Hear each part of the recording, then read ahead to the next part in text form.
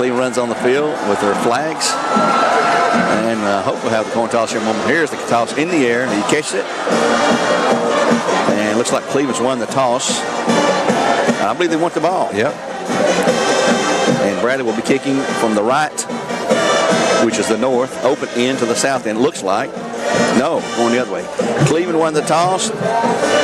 They says, give us the ball. So they're ready to play ball. The Bears kicking left or right on your radio dial. Let's take a quick 30. We'll be back at the kickoff on ESPN Cleveland 1013. Imagine a truck that doesn't just own the road, it dominates it. It's not just about the destination. It's about the journey. And our new GMC Sierra is elevating every moment of that journey for me. It's not just a truck, it's a lifestyle. Don Ledford didn't just sell me a truck. They saw the lifestyle I wanted, and they found me that truck.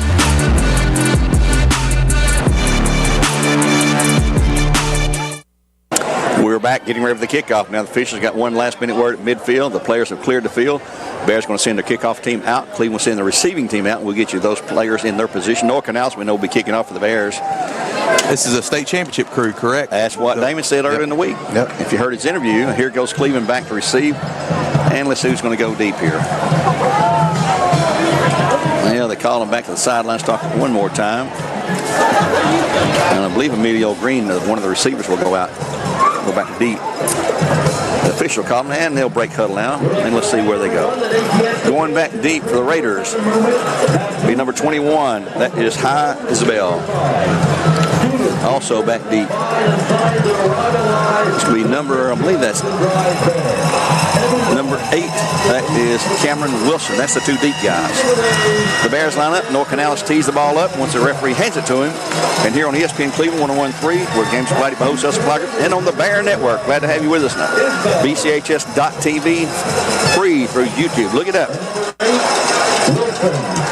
Cleveland High also broadcast on Mix 104 this game tonight across the way there. Good buddies Greg and Terry in Walker Valley on Oldies 99.1 at East Hamilton in a shootout for Class 5 Region 3. North Canales tees it up. He is set to go. The crowd is poised. They're ready. Oh, yeah. It is absolutely full on this side of the field. Bradley fans come out ready. Well, there's a mock. Here's a kick. A high kick. It's going to be taken at the 11, to the 15, to the 20. And he's hit and gets free to the 25, to the 30, to the 35, to the 40, and he's finally corralled. He got hit a couple times down the field. That's number 8, Cameron Wilson, on a great return for Cleveland. Sent him in good field position at the Cleveland 41-yard line. Would be a 1st and 10 for the Raiders. So Wilson there with a great run. Got hit about the 20 by a couple of guys. They couldn't bring him in. And they'll set her up right there, 1st and 10. Well, this is going to be the key of the game, right? Can Cleveland's offensive line keep that Bradley D-line off their quarterback? And it looks like A.J.'s shaking up, dabbing up some of his old teammates, and we're ready to play some football. I'd say Cleveland's going to try to hit quick, pass out in the flat, keep the defensive line off them. Case McGowan, of course, the quarterback. He'll load up with, and we got time call for some reason. What's the hold up here now? Somebody don't have their pads down. That's A.J. Westfield coming off the field. Don't have his knees covered, I bet you anything. So he's going to miss the first play. I'm not sure. Maybe it's either I think it's a uniform violation of some kind. He's trying to get his mouthpiece speaking. McGowan back, passing the flat, quick hitters, good. Out to number 3, that's going to be Braden Mejia. He'll gain up to the 45 and brought down to the 46. So give him 5, 2nd and 5 coming up for the Raiders.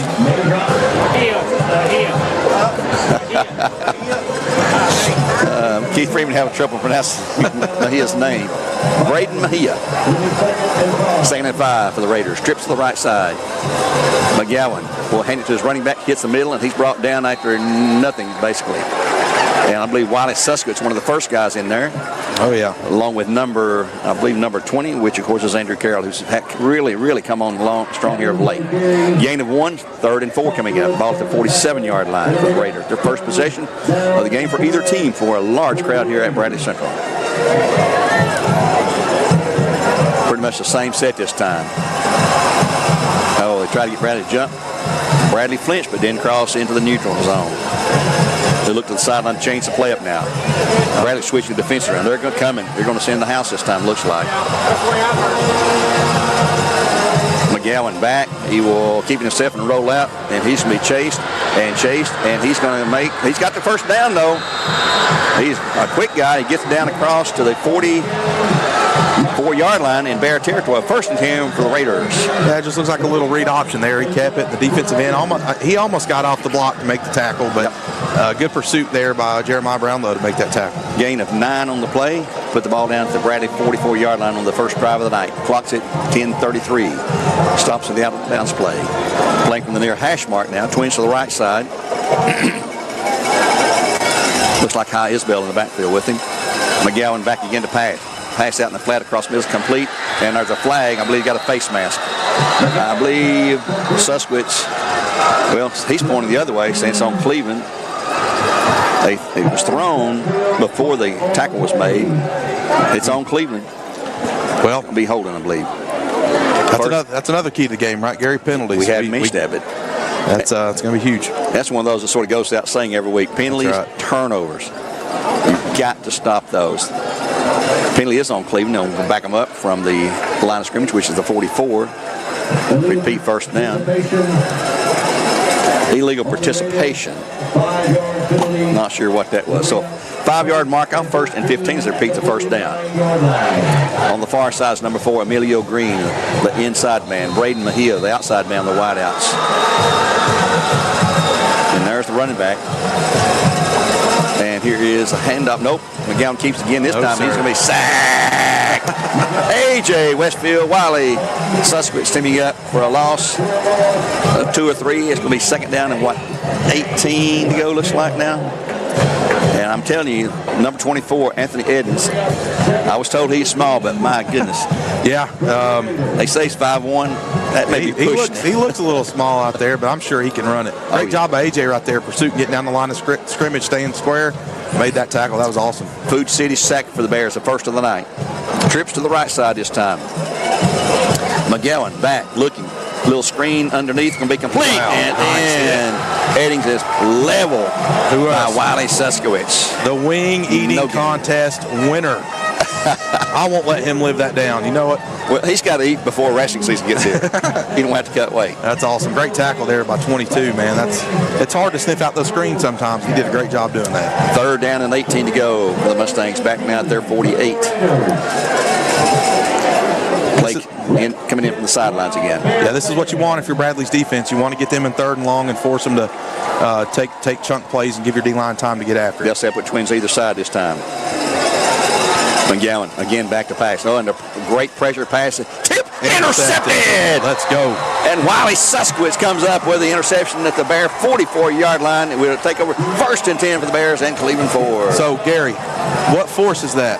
Your D-line getting after it, right? Absolutely. That's exactly what they did. They were getting after Kaysen. Yep. He had to force the ball in there, and it was tipped and caught by that man, number 22, Wiley Suskowitz. Going back to 1st, 10th, to 44, they had a holding or a penalty, got some 15, then had a sack, and then another sack. 3rd down, then the force pass and the tip drill. Everybody says, why you waste time on the tip drill? That's why you waste time on the tip drill. The Bears take over now.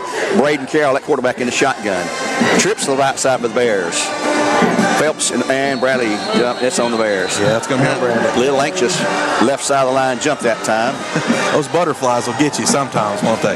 Mark off 5. That's their first penalty. Yeah. Make it 1st and 15, so they'll repeat the down. Clock at 9:03 in the first period of play. We've had 1 penalty on each team. Cleveland squeezed out, I guess, 1 first down. And the Bears on 1st and 15 with Phelps in the backfield. Reggie Hubbard, McCoosh, and Brady Lewis looks like out wide to the right this time.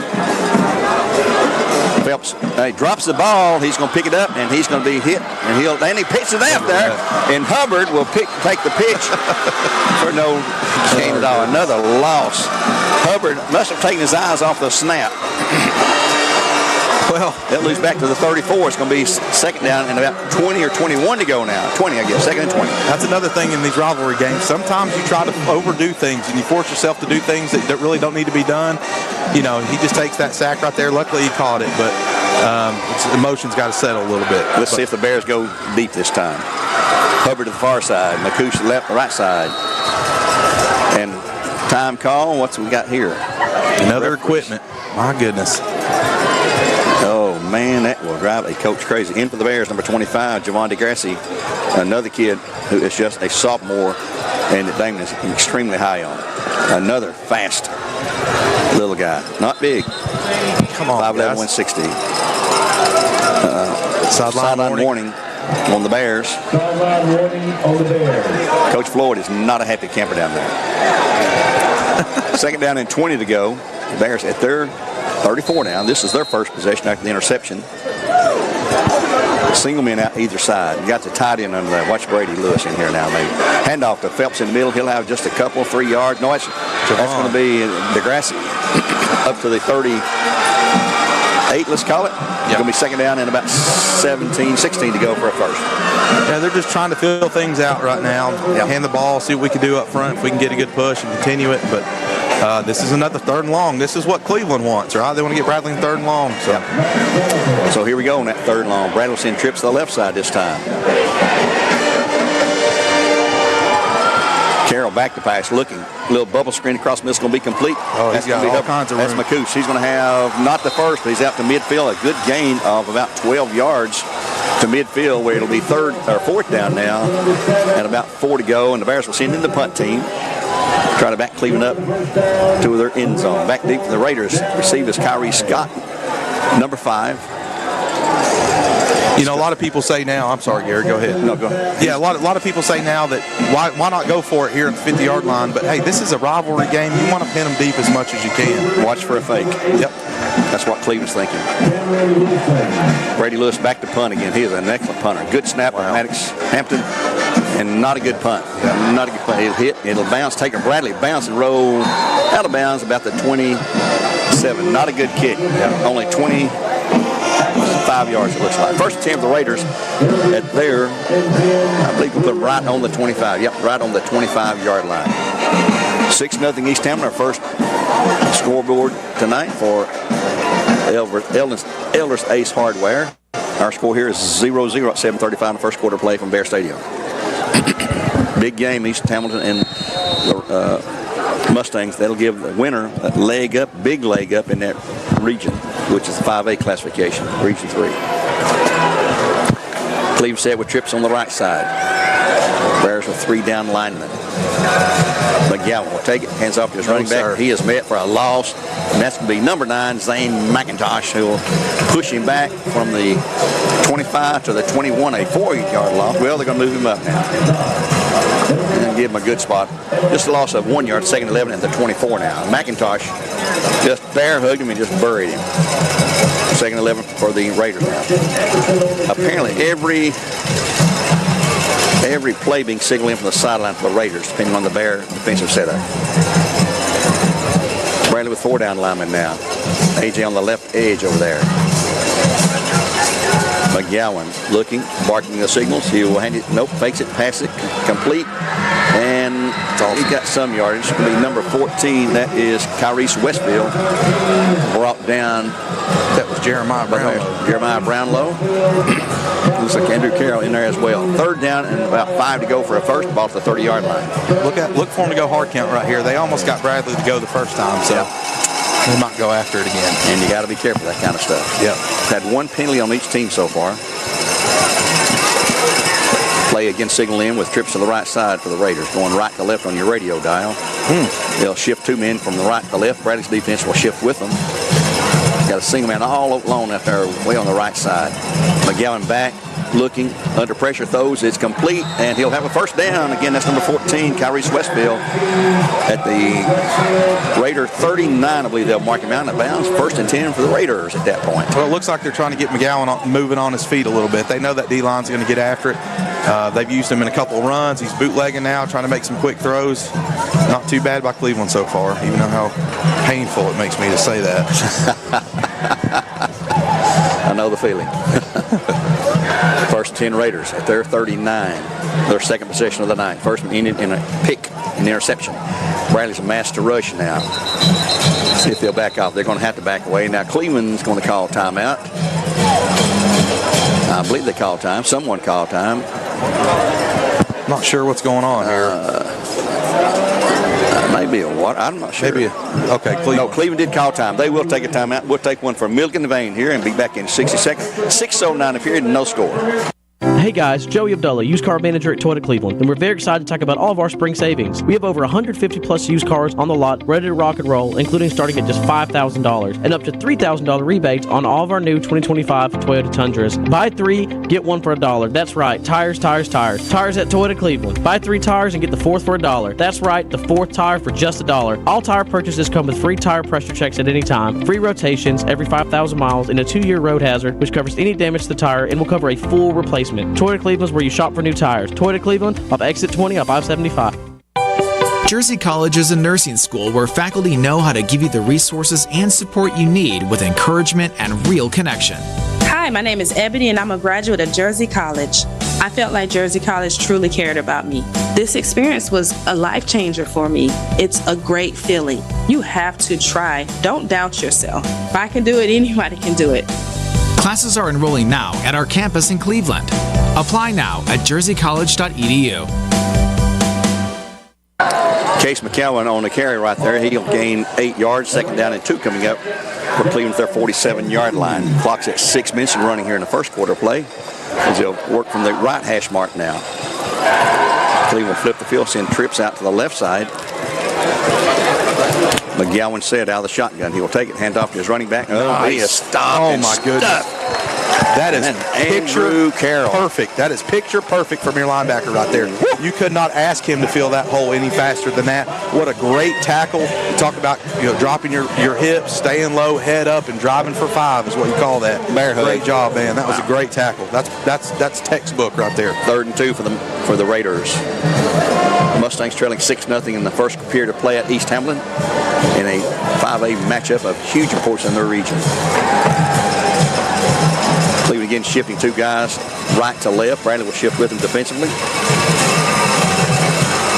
And here's McGowan back, rolling, looking out in the flat's going to be complete, and he will be hit and brought down. What an open field tackle, that time by number 6, Jaden Gray. Good job for Jaden, man. A loss on the play of 2 yards, 4th and 4 for the Raiders. They'll send their punt team. Had Jaden in class today, and he was talking about the game tonight. Said, we're ready. That's right. We're ready. Well, you could tell because their pursuits are pretty good tonight. Yep. So that's exactly what you want to see if you're a defensive coach. On 4th and 4, back to punt for Cleveland. Looks like number 13, Sloan Billanos, the place kicker. Number 13, he is a senior. Been kicking for a while. He doesn't take a deep drop back. You think number 5 back there is ready? There he goes. I know 5's ready. He is set. Here's a snap. Oh, he's going to do this. Oh, it's a bad kick. He runs to the right side like a rugby style, and he kicks it, and it doesn't go anywhere. It goes out the 40-yard line. That was a 15-yard kick. So neither team has shown much in the way of punting yet. So the Bears have their second possession, starting 1st and 10. We'll go back up to the 36. So give them 19 yards on the kick. I'll tell you what's really cool about this community, what I just noticed, and this has nothing to do with the ball game, but if you look down here on the sidelines just a few minutes ago, there was about 5 to 10 kids that were just absolutely loving this game, man. They're wearing their little Bradley Youth jerseys, and they're having so much fun. Yep. Speaking of Bradley Youth, we'll be in Etowah tomorrow for 4 games beginning at 9 o'clock in the morning. 9, 10, 11, 12. Fun football. Carroll will hand to Phelps. He'll hit the middle. He'll have 1, 2, 3, 4, 5, 6 yards. We fumbled. They fumbled the ball. Yep. And Cleveland has it on a scoop. We got it. Bradley got it back. No. Cleveland hangs on to it down inside the Bear 15th, a 14-yard line where the Raiders will take over. Tremendous field position. 1st and 10 at the Bear, 14 after the fumble by Kenyon Phelps. So we had a turnover each way now here in the first period of play. Hey, look, these guys came to play. Everybody knows the records, but you can throw those out the window. This is a rivalry game. Cleveland's showing up to play football. We've got to match that. So far, we've done it on defense, but we've got to hold on to the football right there, and Kenyon knows that. So, turnovers and penalties, the great equalizer. That's right. Cleveland huddle up on the sideline with Coach Brown. He'll come forward now at the Bear 14-yard on the far hash mark. Clock at 4:02 in the period now. No score. Cleveland will send trips to the left side. McGowan set. The snap. He will keep himself, and he will be hit for a loss back to about the 15. Second down, and let's call it 12 coming in. Anthony Perez. I hope you heard an interview with him last week, or 2 weeks ago. Pretty sharp guy. Yeah, he's a great kid. Glad to see him healthy. Yeah, second and 12. Brad's got a lot of guys back that didn't graduate that were injured all year long, seems like. Second and long here. See what we can do. Same formation.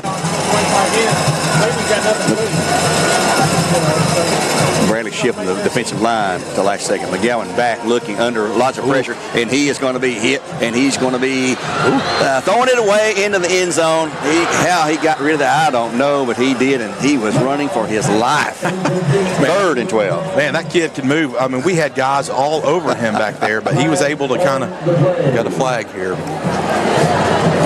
It's not intentional grounding, is it, or is it? I don't think so. No. He's outside the pocket there. It wasn't catchable. The pass wasn't. Can't be pass interference. It's probably either hold on. They're looking at Bradley like it's going to be on the Bears. Here comes the signal from the official.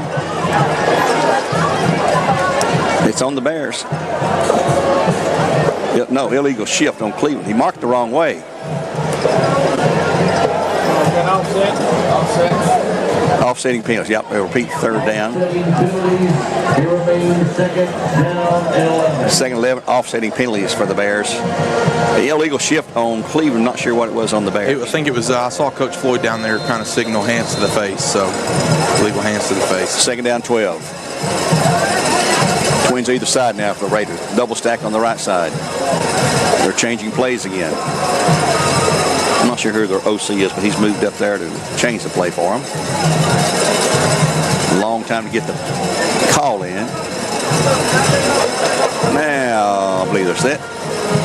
Bradley Concrete, Lamcon clock is at 12 on the play clock. McGowan back. Under pressure, scramble, just throws it away out of bounds. Incomplete. Bradley had a guy trying to catch it on the sideline. He was way out of bounds. It's going to be third down and 12. And you know, we've seen this all year long. The Bradley front defensive line is just putting pressure on every quarterback. They've forced every quarterback, like you said, to they have to move. And when they move, it kind of forces them to put the ball in places they don't want to put it. And,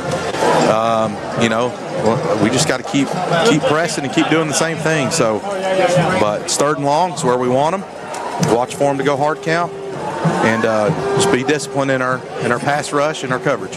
Clock stopped 3:01 with the incompletion. They'll sing a single man out to the right as they're on the far hash mark, shifting those same two guys over right to left, and they wait till they get set. And they are. McGowan rolls to his left, looking, throws it out, and the flat's going to be way out of bounds. It's going to be 4th and 12. Well, he just threw that away. He was on the move, right? Yep. So you got guys coming after you. It's exactly what we've been talking about. He had to put it in a place where nobody could catch it. So the turnover set Cleveland up 1st and 10th, the Bear 14, but right now it's 4th and 12 back at the 16. And then we'll have Boyanos come in and try a, 22 plus 10, 32-yard field goal from the far hash mark. You know who can make this? Timmy Lynn can make this. Yeah. We saw that this morning. Boy, it's a fun morning. Oh, yeah. The Raiders are set. Boyanos and his holder makes the call on the snap. Here's the snap, the placed in the kick. It's long enough. It is good. Finally, late signal there, but it's good. So Cleveland again. There's a couple of flags out there. Cleveland, yeah, there is. Just hold it right here a moment. Cleveland, if it holds, will take the lead at 2:49 the first by 3-0. I think that's on us. Coach Floyd's pretty heated. Did we run into the kicker or something? I don't know. Officials all gathered up to talk this over, and here comes the signal, maybe. We're going to talk. It's on Bradley. They'll give them 1st and 10 if that's a personal foul. Roughing the kicker. So they'll mark that on the sidelines. On the kickoff, I believe. Again, here's the personal foul on the Bears. Wow. It's declined. Wow. They decline it. Oh, my goodness. Well, I'll say this. 3-0. That's also a win for your defense. Yeah. I mean, if they decline that penalty and take the points, that just goes to show you how they're struggling for points right now, and they don't want to get after it with this Bradley defense again. So for the third straight game, the Bears trail 3-0 first quarter. My goodness. To Red Bank, Oak Ridge, and to Cleveland here tonight. We'll keep her right here for the kickoff coming up. Bears will send back 3 deep men. Looks like McCoosh. No, that's Peyton Parker Price. And Reggie Hubbard in the middle, looks like. And McCooch is on the far end over there. And who's on this end? This is Peyton. There's Reggie in the middle. McCooch. Yeah, I got you. I was backwards there. And in the middle is going to be Reggie Hubbard. Let's see if they'll kick deep to the Bears. First time they've had to kick it to the Bears tonight. Cleveland took the opening kickoff. Bradley will have the ball start of the second half, of course. But right now it's 3-0 and 2:49 in the first. The Raiders taking the lead after the Bears gave them 3 on the turnover. Both teams with 1 giveaway so far. Boy, there's a huge crowd. There's a line. Absolutely. Concession stand goes up there to North Cleveland. Here comes the approach by Boyanos. His kick is a high spinner. That's going into the end zone, unreturnable, so the Bears will take over first and 10 at the 20-yard line. That was a field goal brought to you by Duracell. Duracell Cleveland's now hiring. Benefits start day 1 at Duracell. Check them out, Duracell.com. Bears offense has sputtered so far. Well, they only had 1 possession, and they fumbled it away. No, say this, I got to update, 13-0 East Hamilton over Walker Valley. Ooh, that's still in the first period of play there. That game is on Oldies 99-1. Braden Carroll has started quarterback all night. Empty backfield now for the Bears. Carroll may run this one. Let's see. The snap, he will run it. Hits the middle, makes a cut, gets a couple of yards. Not much more, up to maybe the 23, second down and 7, at least 3-yard gain, second and 7 for the Bears at that point. Tucker Cook has started all the games so far this year, and he's played most of the time. Carroll's came in there in the Wildcat, but right now he's starting at quarterback. The Bears twins right side, single man left. Over to McCoosh to the far side, or over here. As again, an empty backfield for the Bears. Man in motion. Carroll's pass after a good to McCoosh has got a block in front of him. He'll go across the 30 for a first and 10 for the Bears. Has a good block that time from the Bears. Number 88, of course, that's Brady Lewis. Give him a gain of 10. No, not 10. What are they going to mark him out at? Yeah. 8-yard. From the 23 to the 31. First and 10 for the Bears, and Cleveland forward on the Bears' 31-yard line. They trail at 3-0 here at 1:45 to go in the opening quarter of play. Bears continue out of the shotgun. He'll hand it off to Phelps. He'll hit the middle. Covers that ball up this time. He'll move it up to the 35. Gain of 4. Second and 6 coming up. Tackle the middle of the Raider line. Phelps, he had that ball wrapped up, both arms around it then. I'm sure. Sure did. And the Bears will counter now with a tight formation here. Very tight formation. Brady Lewis, the only wide out to the right side here. It's going to be a sweep with Carroll hitting and being dropped for a loss. Back near the original line of scrimmage. It's going to be 3rd down. Well, let's give him. He lost a couple. It's going to be 3rd and 8. Got the down marker, keeps hitting the wrong down and messes me up. So I'm blaming it on Terry. There you go. 3rd and 8 for the Bears at their 33. Well, Cleveland's got some pretty good defense going on right now. So, well, their defense has been pretty good all year long. Yeah. 3rd down and 8. Bears set. Carroll this time keeps it himself. He'll pitch it out into the flat. It's going to be complete to Hubbard. He'll have to the 35, onto the 40. He's fighting. He's going to be close to a first, very close. Where are they going to mark him out at? He's going to be, oh man, right at it. I believe he's got it. It's on the stripe. He's got the first. All right. Well, they're going to look it over, and it's 1st and 10 for the Bears and Cleveland forward. That will stop the clock. Now they'll crank it again as the sticks get moved. Move it, guys. Come on. It's 1st down. They'll probably let it go to half, I think.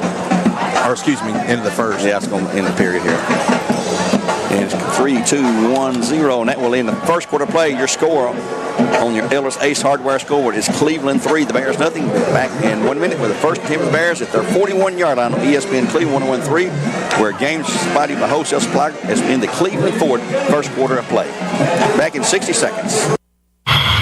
This is John Davis, the trading man at Kia Cleveland on South Lee Highway. Is your old car really scary? Are you frightened about how much you owe?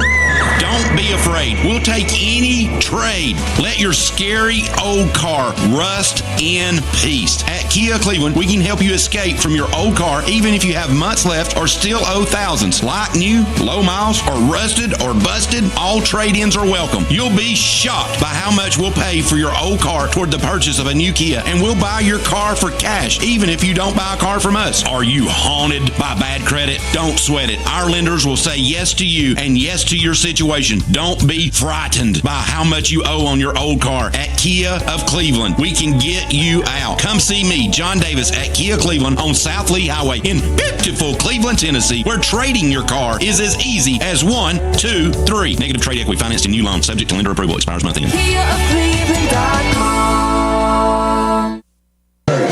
First play of the second period be first team of the Bears at their 41. Wide receivers all over the field. And time's going to be called. Flag on the Bears. What's this about? Got to be procedure. Flag before the snap. And back them up 5, first and 15. What was the call? Procedure? I didn't see it, Gary. I didn't even look. 5-yard penalty anyway. Moves the ball back to the 36, where it's first and 15. I don't know. Well, we just kind of look out of rhythm. You know what I mean? Yeah. Just kind of. But see if we can get this stuff straightened out. We'll stay with that same formation. Carroll dropping back, looking. That's time across the middle. He's got a guy out there. Oh, just a little bit too long for number 5. Of course, that's Reggie Hubbard. Second and 15 coming up. Got a nice spiral look. Yeah. Overshot me a little bit. Yeah, just a hair. And look at that sky, Gary. I'm sure all you people could see it at home if you stepped outside. It is beautiful up here at the football field tonight. You guys are missing out. Press box view here. No, they're not. They're actually listening to us. They're not missing out, are they? That's true. Probably get a shot of that on the broadcast on Bear Network, Bear, BCHS.TV. Carroll will give it to Phelps this time. He'll hit the middle. He's going to get the 5 yards they lost on the penalty back, and they'll move the ball up to the 42 or so. It's going to be third down, about 9 still to go for a first. The Bears really struggling to get the offense cranked up here. Yeah. Penalties, turnover. Cannot have them. 3rd and 9 coming. Ball to the Bear 42. Cleveland took advantage of the turnover by the Bears at the 14-yard line, got a field goal out. But the Bear defense held them to just a field goal. That's right. So on 3rd and 9. Carroll will roll out himself. He'll hit the middle. He's going to have 5. He's not going to have the first, though. Brought down about the 47 or so. Look for him to go for it here. 4th and about 4. Our defense is playing well. They're not really getting much on offense. Cleveland look for us to. No punt team coming in for the Bears. 4th and 4. If they're 47, they're going to go for it.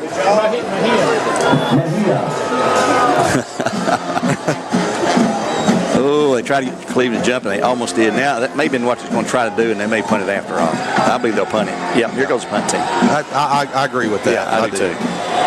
They set it up to try to draw them off sides, get the first down on the 5-yard penalty. Didn't get it. And now there's a flag on the Bears right there thrown as they come onto the field.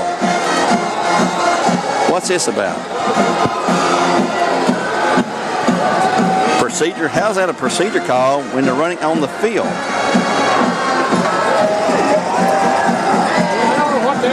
The team was running on the field to punt, and they threw a flag on him. Yeah, I'm not sure if the center, if he's already on the ball right there. Oh, he might have been. Yeah. Goodness gracious. Been a first ice mistake by the Bears. That's why they're behind 3-0. 4th and 9. Brady Lewis will punt it away. Back deep is number 5 for Cleveland. That is Kyrie Scott. Oh, and there's a flag before the snap. That'll be on the Bears again. Well, they're calling the side judge who threw that. Well, he didn't throw it. The back judge did. Now he's got to come off. 21 off for the Bears, number 3 in. That's T.J. Jones going in, replacing A.J. Bentley. Well, it's a long discussion about something here.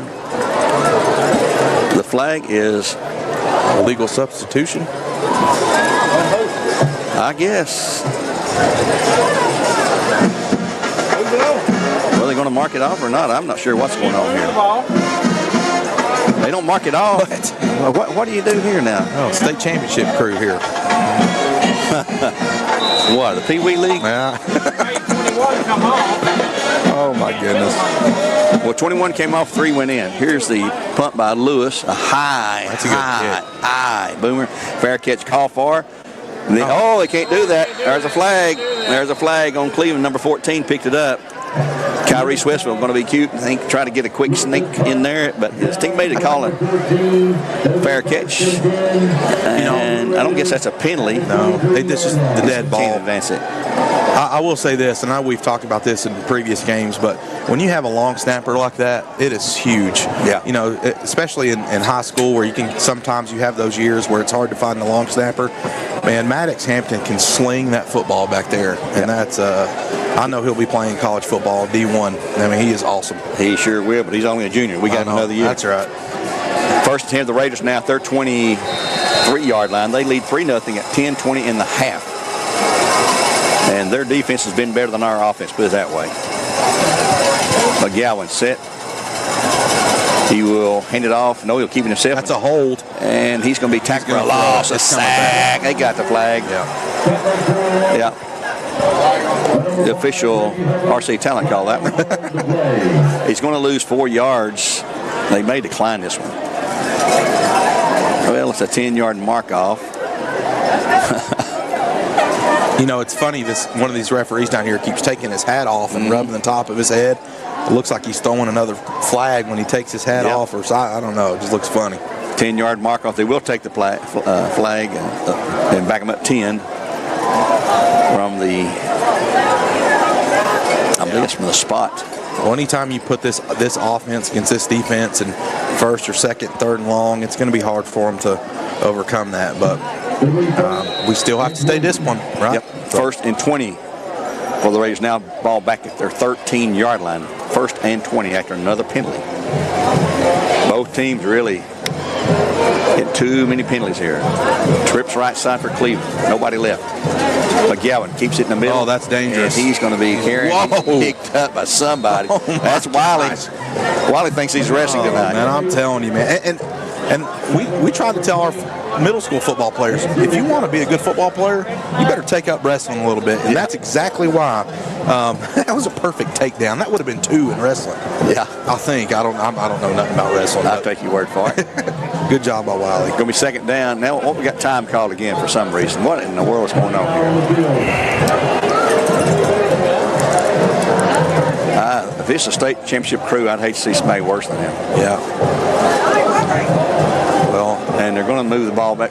What are they doing? He got forward progress to the 15 from the 13. 2-yard gain. So it's second down and about 18 to go now. Ball at the 16, second and 17. It's crazy. Yeah. I hate to be critical of officials, but it's coming. Yeah. Yeah. Second down and 17. Trips left side, tightly bunched over there. Ball we snap from the left hash mark. Bradley shifting defenses. McGowan back. Oh, he's under pressure. He's going to be hit, and he's going to throw it and just throw it out of bounds. It was out of the tackle box, I guess, so it's not a grounding the ball. Boy, he is taking a beating back there. Going to be third down at 17 now. Zane McIntosh in his face that time. And A.J. Westfield right behind him. I feel like just about every play we're saying that on defense. 9-11, clock stopped with an incompletion, went over the Cleveland bench. Play big signal in from the sidelines for the Raiders. Next week on the road for the Bears to Soddy Daisy. First visit there in a while. Cleveland and Walker will both be off next week. And the latest score we had on Walker Valley was, 20-7? The last thing I got, I believe, was 21-7. 21-7, East Tam. That's right. In the second quarter play at East Tam. McGowan back. He's under tremendous pressure. Just hurls that out of now. There's a flag down here. Yeah, he was also in the pocket, so that should be intentional grounding. Looked like the running back, the man motion, cut up field before who's ready. But let's see what the official call is. Yeah, illegal shift. Okay. And it's going to be declined, be 4th down and forever. So they'll give it up at 9:03 to go. Another forced incomplete pass by the Bear defense that time. McCoosh goes back with Hubbard to return. Llanos will stand about just 5 when he boots the ball away.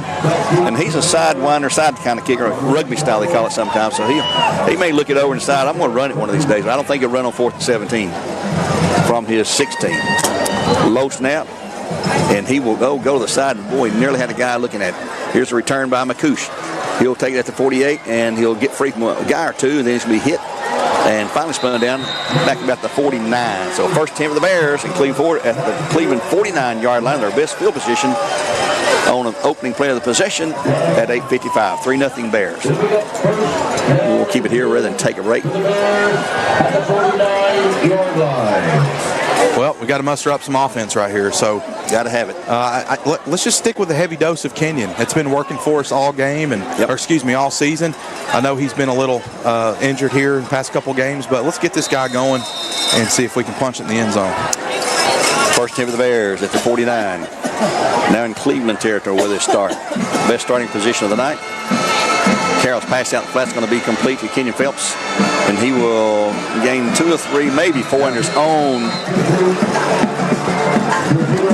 doings there. 4 yards to the 45, 2nd and 6 coming up for the Bears.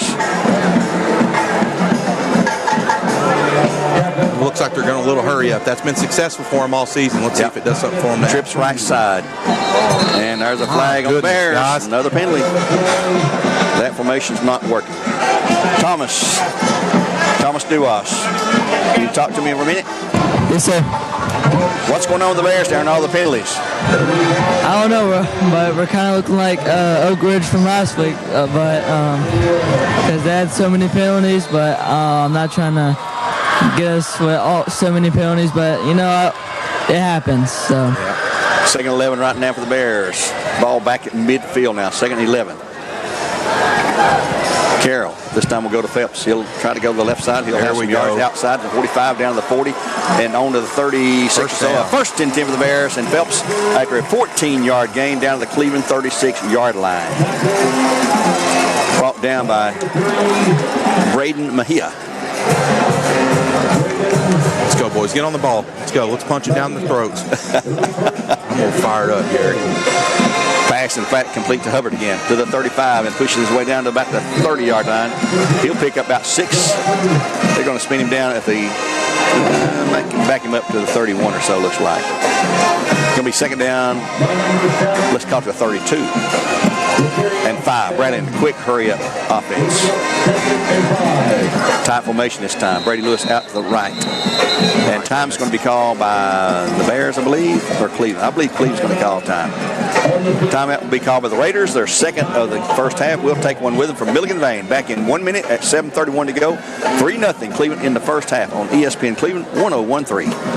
Is your home too hot in the summer and too cold in the winter? At Central Heat and Air, your local HVAC experts, we've got you covered. Our top-notch technicians provide fast, reliable service to keep your home comfortable year-round. From installation to maintenance, we handle it all. You'll never be left out in the cold or the heat. Call Central Heat and Air today at 423-478-7778. That's 423-478-7778. Or visit us online at docsair.com. That's DOCSAIR.com.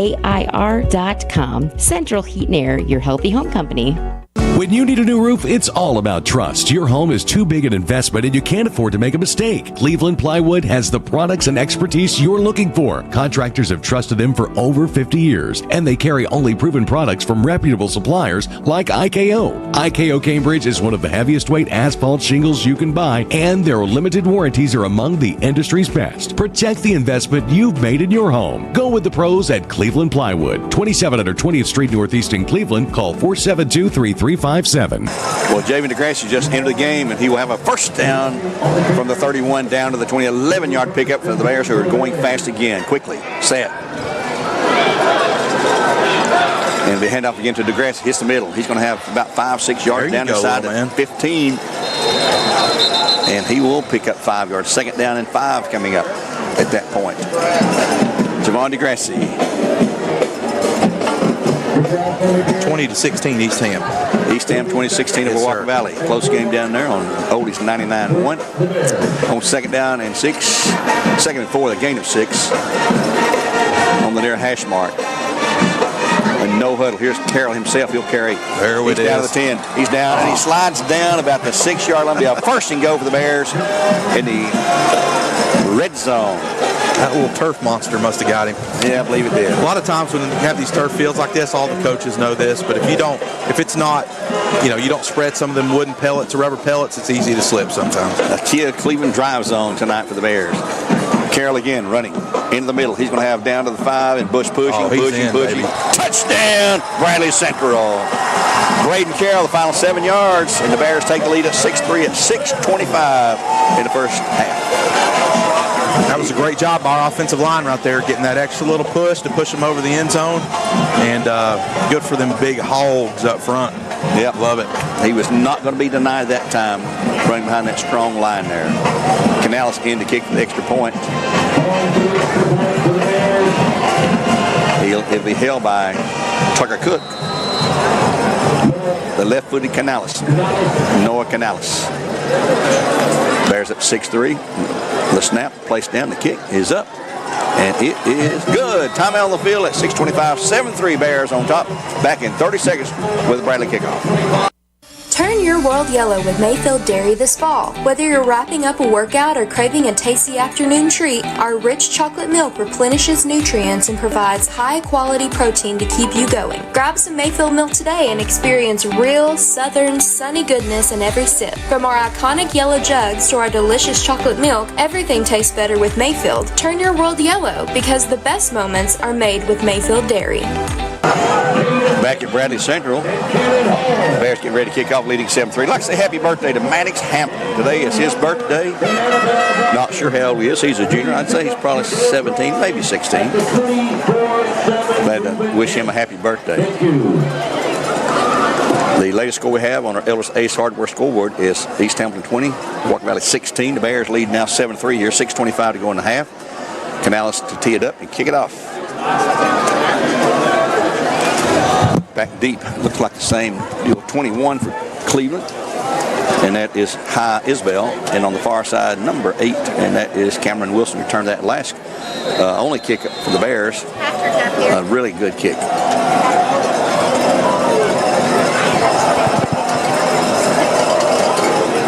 Here's the kick, a high spinner at the 7, to the 10, to the 15. To the 20, you got around one guy. He's going to be about the 25 or so. We'll see where they'll officially mark him on the far side. It'll be a first attempt for Raiders. To 24, they might call it.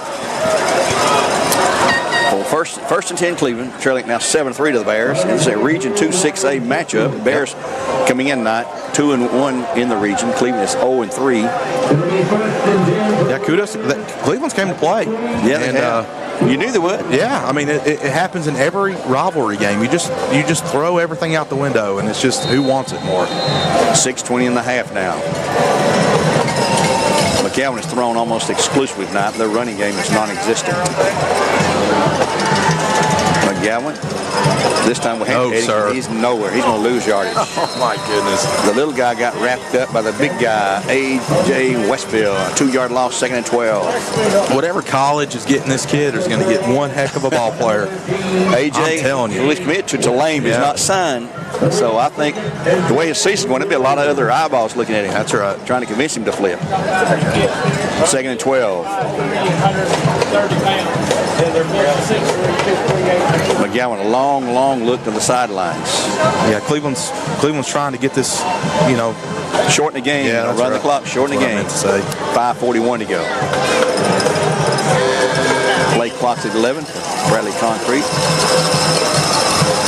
McGowan back, quick hitter across the middle. It's going to be complete, and he'll have way short of the first down. Number 5, that's Kyrie Scott up to the 29. 7-yard gain. It's going to be 3rd down and about 5 to go. 3rd and 5. Better watch the ball here. Nothing easy. Bears jump off sides. Bears would love to stop him here and get the ball back. McGowan with Eddings in the backfield. He'll send trips out wide right. Wide left. McGowan fakes a pass, going to be complete and incomplete. It's going to be fourth down. That's a great play by Brownlow right there. That's a tough tackle to make. I mean, that kid he stopped on a dime right there to try to turn around and make that catch, and he was able to knock it loose. Good job by Jeremiah Brownlow. He's just a sophomore. That's awesome. Punt team coming in for Cleveland. The Bears got to pay attention. Fourth down and 6 to go, or a long 5. They don't got nothing to lose, or they don't have anything to lose, so look for something tricky here. You always got to stay on your toes. McCush and Hubbard back deep for the Bears. Boyanos. Sort of a sidewinder kicker. He likes to roll out to his right, as he's a right-footed kicker. The snap.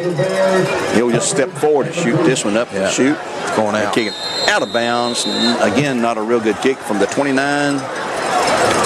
Oh, man, they're going to move it way back. Oh, my goodness. Way back to the 48. So 19-yard kick. Hey, I'll tell you what, too. Kobe Dills has no hands. He tried to catch that ball just now, and it just right off his fingertips. I'm going to give him a hard time about that tomorrow. Yeah, may not be your best friend after this. First 10 Bears at the Cleveland 47, again starting in great field position. The last time they took it in, start from the 49, got the lead score, 7-3 at 4:51 and a half. The Bears would love to take another touchdown on the scoreboard. Out wide right, Javon James. Carroll going all the way at quarterback. He will go to Phelps, tippy-toeing around. He comes forward to the 45, falls down. My goodness. Turf Monster got him again. A gain of about 4 before he fell down. Nobody touched him. Second down and a long 6, short 7 coming up. Let's call it 7. Down to the 44-yard line. Second down and 7 to go. A break cutting with Lewis and McCush left side here. Brady Lewis at tight end. Javon James stays at wide right. Carroll taking a long count. Play clock's at 14. Man in motion. It's going to be Hubbard. All kinds of room. The 40 to the 35 to the 30 to the 25. Flag over there. That's coming back. Got to be another hold. Oh my Lord. Holding call on the Bears at the 38. So repeat second down. Mark it off in the 38. That's just a tough block right there, right? You got a guy with speed running around you. Keep your hands inside, but once they try to come off the block, it's almost like you have to let your hand go instantly, and it's hard to know where the runner is, right? So once the refs see any kind of tug of that jersey, they're going to throw the flag, and I don't agree with it, but hey, what do I know? Second and 10, ball back to the Cleveland 47 after the mark off. They'll repeat second down, as you said. 4:03 to go now. That clock stopped with a penalty. The Bears looking to the sideline. They need a magical play here to get a first down. Coach Floyd is not happy with his coaches on the sideline there. Getting a little animated down there. Second down, 10 to go. Carroll will hand it to Phelps. He'll hit the middle again. He's going to have 5, 6. He just does not go down. He's down to the 40-yard line, so he's got a good 7-yard gain. It's going to be 3rd and 3 now. You know, that was actually Wiley Suchkowicz who ran that football. Oh, was it? It sure was. Oh, man. He's tough. He is tough. Yeah, he's there staying in the backfield now. And he'll be a lead block here for this. Carroll. He's got 5. He's got 6. About down to the 30-yard line, 32, where he falls down. First and 10 of the Bears in Cleveland forward after an 8-yard gain to the 32-yard line for the Bears. And Braden Carroll running the play that time. Bears quickly again to the line. Pass and flat's going to be complete to Hubbard, and he will take a low pass and go inside the third down to about the 27, a gain of 5, second and 5 for the Bears. I thought that ball hit the ground, but who knows? I can't really say. I can't see up here. They were a lot closer than we were. That's right. We'll give them the benefit of the doubt on that one. Yeah, we'll take it. Second and 5 for the Bears now. Again, the hurry up, no huddle offense. Clock rolling at 3:03. 7-3 Bears on top here in the first half. Low scoring game. And here's the handoff. Suska just blasting through the 25 to the 20 and on down to the 19 after a 9-yard gain for Wiley Suskowicz, a senior linebacker. Mr. Everything. I mean, he can do it. And what a great guy he is. Absolutely. Also, he's pretty good at eating wings, if you didn't know that. I heard he beat you last night. Here's Braden Carroll take it. He'll keep it. He'll move down inside to near the 15-yard line. It's going to be second down. Listen let's give him about 3, maybe 4, depending on the spot. Well, it looks like, sorry, Gary. Give him 3. 2nd 7 coming out. Yeah, it looks like Bradley's kind of found the rhythm a little bit of no hurry, getting some power backs in there, running it with Braden a little bit. Seems like a good little rhythm they got going on. And that will exhaust your defense, too. Absolutely. You got DeGrassi in the backfield now with Carroll. Carroll back looking toward the end zone. Pass across it is. Oh, he caught it. Touchdown! Reggie Hubbard somehow in triple coverage. Touchdown, Bears. Reggie Hubbard, a 16-yard catch. He's got the Bears' 2nd touchdown. They'll lead it now 13-3 at 2:04 in the half. What a catch. How did he catch that? I don't know, but what a dot. Braden just slung that in there. You couldn't have put that in a better place. As a coach, it's I'm sure Brett's having a heart attack down there, but, I mean, he slung it. I mean, he fit it in there perfectly. Good job for both of them. 13-3. Canales for the extra point attempt. The snap, the hold by Cook. The kick is up, and it is good. He's not missed yet. I shouldn't say it, but he's not missed all season. 14-3 Bears back in 30 seconds with another Bradley Central kickoff.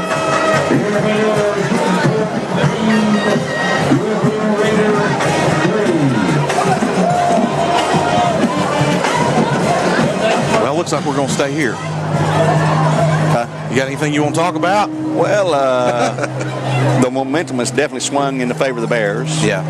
Well, I mean, again, they're doing a good job at, the defense, again, setting it up. Absolutely. And whenever you can throw, when you can run the football up like what they did on that drive, it just sets up for quick passes like that. And even though it was in triple coverage, that was a good throw and good catch by Reggie. Some people say, yeah, it was lucky, but others will say, nah. That's right. Braden's going to say, no, that's the way we wanted to play it. So Canals to kick off again. Back deep again for the Raiders. So, number 21 again, I believe. High Isbell and also Mejia. Canals are getting a lot of air under that kick. Yeah. Gives the cover team time to get down there. Here comes his approach. Another, not as high as the last one, will be taken at the 9 to the 10. That's a hold right here.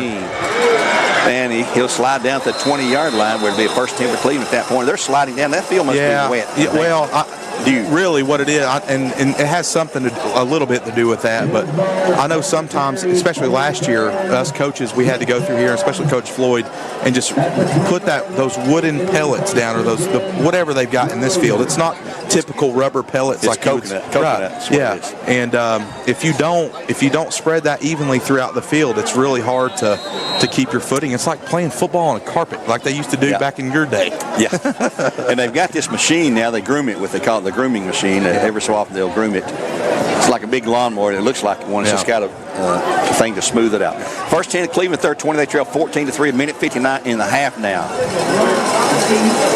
You got an H-back shifting position to the right side. McGowan will be under pressure. He's sacked. Soul. AJ. Hey, that was actually Stokes. Paul Stokes. Look at the big man. Holy moly, what a quick hit that was. So Bradley's going to call a timeout right here. I think they're going to try to get the ball back. Yep. I think they've got 2 more left. That's their first time out of the half. Let's take a 30-second break at 1:52. 14-3 Bears up. Back in just 1/2 minute on ESPN Cleveland 101.3. Check out the spooky savings this October at Mountain View Nissan of Cleveland and 0% or $5,000 cash back on 2025 Pathfinders and Muranos. Want to trade in your old car? Nissan is giving up to $5,000 over book value when you trade, and they'll buy your car even if you don't buy theirs. Shop in person on exit 20 off of I-75 or visit cleveland-nissan.com. Payments are per month for 75 months. Does not include tax, tag, title, or dealer doc fee. Must finance through the dealer subject to credit approval and pick from new dealer stock. Let's go to Thomas Duas. Thomas, why are they sliding down there? The field is slippery for both teams, seems like. Yes, sir. Down here it is slippery too, honestly. Does it seem wet at all? Have you touched it? Does it seem like No, I haven't touched it, okay. but like as I'm walking, sometimes it's slippery. Yeah. Here we go on second down at 18 now after the big sack by Paul Stokes. Bears at 14-3, minute 52 and a half. Now McGowan clapping his hands like he wants a snap. They're changing the play again on him, though. They've changed it on every single play, seems like. He'll switch his running back to his right hip. McGowan back, flag before the snap. It'll be on the Raiders, I believe. Delay of the game. 5-yard mark off. No, they call time. They got a time call. Thomas, let's come back to you, buddy. Yeah, they call timeout. If you find anything going on down that field that making them fall down, let us know there. Yes, sir. I'll let you know. How's the enthusiasm there out of the student body right behind you? It's super loud. You leave those cheerleaders alone down there now. That's right. I am. Hey, I need you to turn around and see if you see my little sister down there. If there's any boys around her, you tell her I'm going to come beat them up. Yes, sir. I'll definitely let them know. Well, RC, the Bears will have the ball coming out of the second half as Cleveland 1 took the opening kickoff. Bear right now, the momentum, Cleveland had the momentum, not necessarily the momentum that we're stopping the Bradley offense. And Bradley was stopping himself a lot, too. Yeah, well, it's been very defensively. I mean, we played like we have all year. Yeah. Offensively, we still seem to have to try to find that rhythm in every single game, and it looks like they found kind of what their identity is here. And the last two drives start at their 49 and the 50-yard line, so a short field will help a lot. Field position is key in a lot of games like this. Here comes Cleveland, now ready to go on second down, 18 from their 12. Hand off to the guy in the middle. Oh. He'll get through for some yardage, and then he'll be cut down by the Bears' number 8. Of course, that is J.J. Johnson. JJ. And the Bears going to call another timeout. Yes, they will use their second timeout. And let's take this break with them. Timeout on the field, minute 42, 14-3 Bears. Back in a minute after his spot for Milligan Vane. Cleveland Utilities, the local trusted provider of utility services in our community, is now offering fiber internet in its electric service territory. Experience lightning-fast symmetrical speeds for seamless streaming, gaming, and all your connectivity needs. Enjoy the best in reliability backed by local customer service you can count on. Sign up or check availability today at fiber.clevelandutilities.com or call us at 423-472-4521. Save now during the Drive into Fall event at Crown CDJR Cleveland. Shop over 225 new Chryslers, Dodges, Jeeps, and Rams. Up to $14,000 off MSRP. Or get financing as low as 2.9% for up to 72 months. Don't miss model year closeout savings on new Ram 1500s. $14,000 off MSRP. Crown CDJR. The better way to buy and service. Visit CrownChryslerDodgeJeep.com. Back here on third down 14, McGowan back under heavy pressure, gets a pass out, and the flat's going to be complete, and he'll have some yardage. That's going to be number 14. Boy, he's going to be fighting. He's going to have the first down. And Bradley comes out with the ball, but let's see what's going on. I believe they're going to say he was down as Reggie Hubbard come off the field with the ball in his hands. The referee says, not so fast, my friend. They say, yeah, they're saying he's down. He's going to be just shy. Well, let's see where the spot's at. Boy, he is right at the marker. There's 3rd and 13 on the 17. It is a 1st and 10 for the Raiders. So the Bears have burnt those timeouts maybe for no reason. They have one left. They've called 2. Colbert's wrong. It's showing 2. They've only got 1 left. Coming up halftime on our Southland Finance halftime report, we'll have the middle school report brought to you by Center for Cosmetic Dentistry and possibly an interview or two. 1st and 10 for the Raiders at their 30. Man in the middle, it comes open, a big hole there in the middle. He'll get 5-6 yards up to the 36 or 7. That's Eddings. Give him, 7 yards, 2nd down and 3 coming up. Clock's at 1:03 and running. Cleveland does not care to stop it. They have no timeouts anyway. Yeah, I'm not sure why they're okay. Well, I think they're going to try to go deep here, I'd say, but they don't have time to crank up a long pass. That's the problem when you got a pass rush like he's facing. McGowan back, screaming for his life again, rolling to the right, signal player to run down the field. He just throws it away. Incomplete. He had a guy nearby, number 3, Braden Mejia. Going to be 2nd down, 3rd down and 3. How fast would you get rid of that football if Zane McIntosh was coming after you? I just hand it to him. Here, just take. Don't hit me. Just take the ball. 3rd down is still about 3.5, 4 to go for a 1st down. And the Bears can stop it one more time if they choose to do so, and I'm sure they will if Cleveland doesn't get the first down here. Thought we had him in the hole there, and they got free for the first down on that last series. Looking to the sideline again. Play clock's at 22. Plenty of time to change play. They're set to go now. Bradley really playing soft over on those wide receivers. McGowan pass out in the left side. It's going to be complete for a first down. Tackle miss. One of the Bears, McCooch, brings him down. It's number 3, Braden Mejia, and he's not getting up. He got slammed by McCooch, I believe that was. Mejia. First and 10 for the Raiders. But right now, an injury time on the field. They'll have it first at the 46. Let's take a quick 30-second break as the trainers come out on the field to help Mejia up. He's trying to get up. We'll take one at 33.3 back in 30 seconds on ESPN Cleveland 1013, where games are supplied to you with Wholesale Supply Group. From the job site to the showroom, Wholesale Supply has the top brands you trust at the prices that work for your bottom line.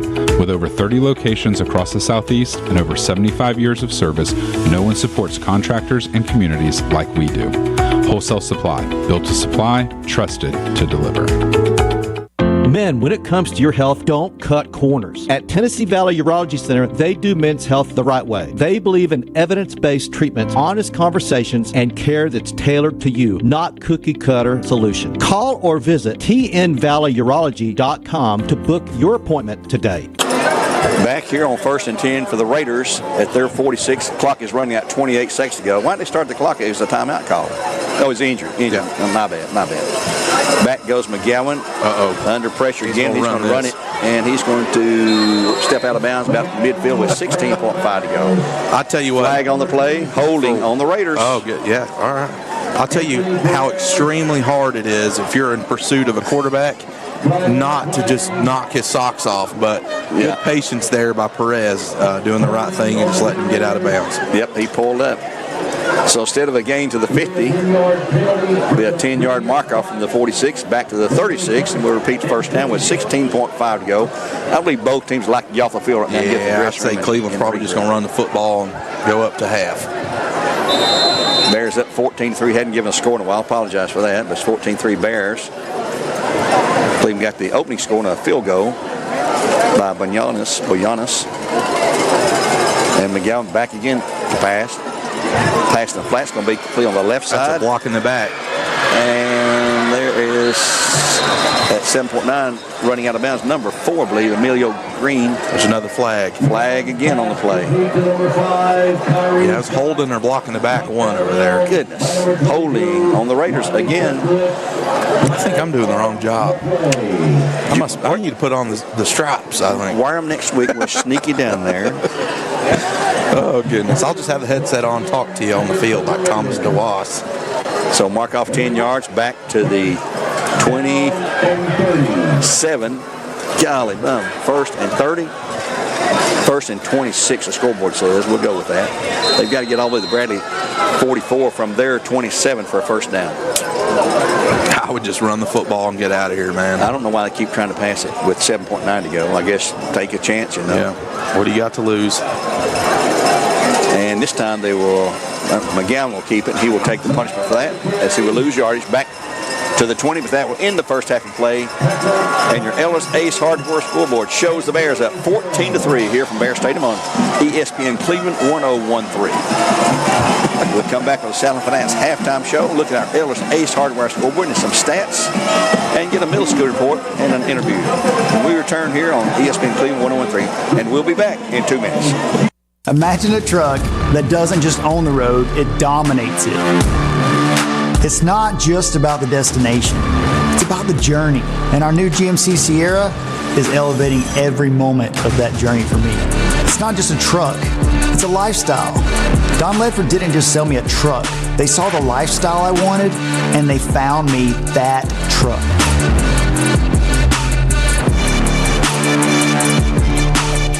Looking to furnish your home office? Look no further than Joe Rogers Office Supply. They have a great selection of office furnishings to complement your home. From desk to seating and filing solutions, Joe Rogers Office Supply can be your source to complete your home workspace. With furnishings from DMI, Eurotech, Hahn, and ISR Performance, they can design a workspace that can be uniquely yours and increase your efficiency for years to come. For the best in setting up your office, see Joe Rogers Office Supply, 156 Central Avenue in historic downtown Cleveland.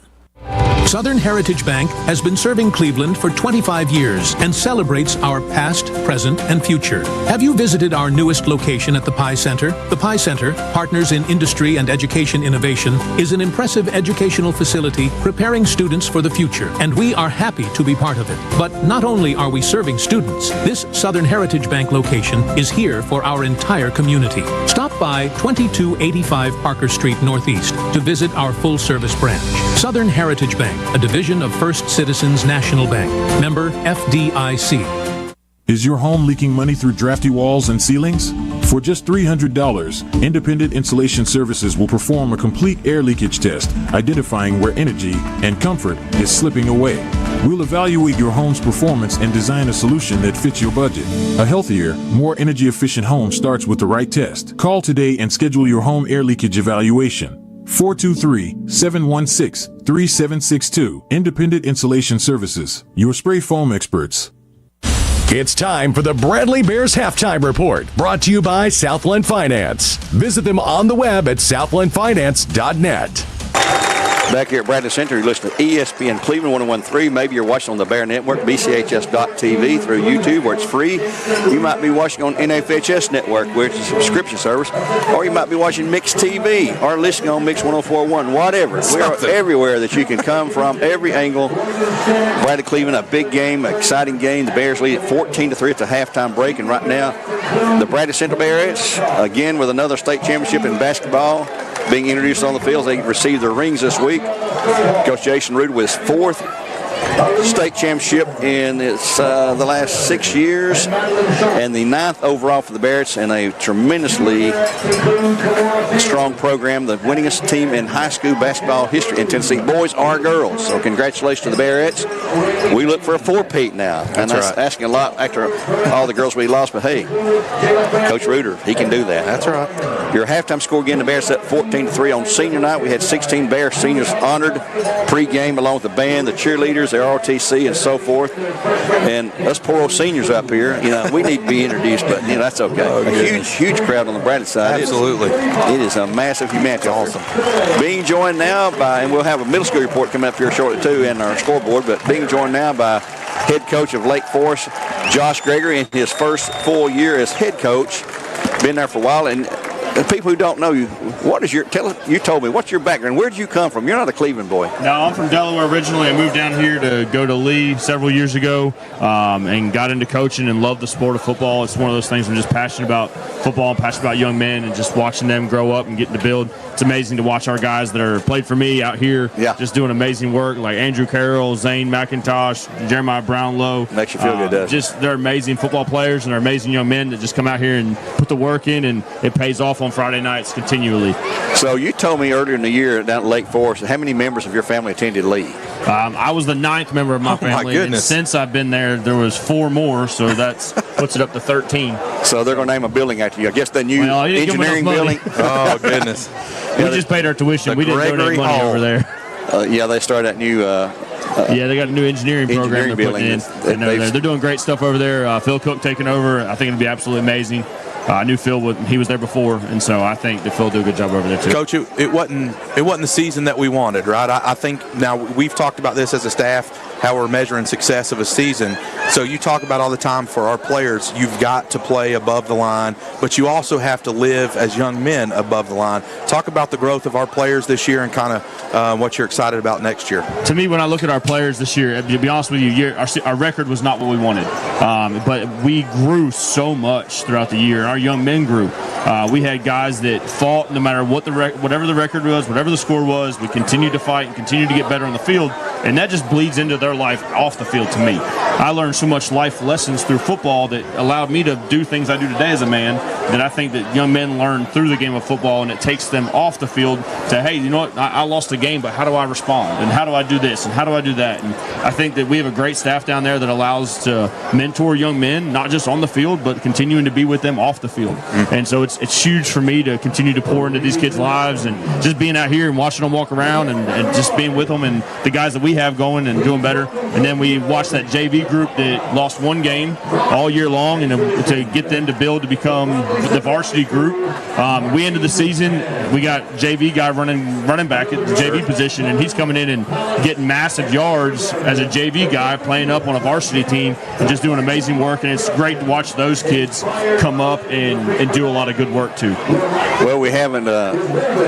We've got you converted. I guess we can call you a rebel now. You're not a Yankee anymore. I haven't asked you this, but did you play sports in high school? I did play sports. I went to a private school. The school in my area wasn't very nice, and so I went to a private school and. So you destroyed that school too, then, huh?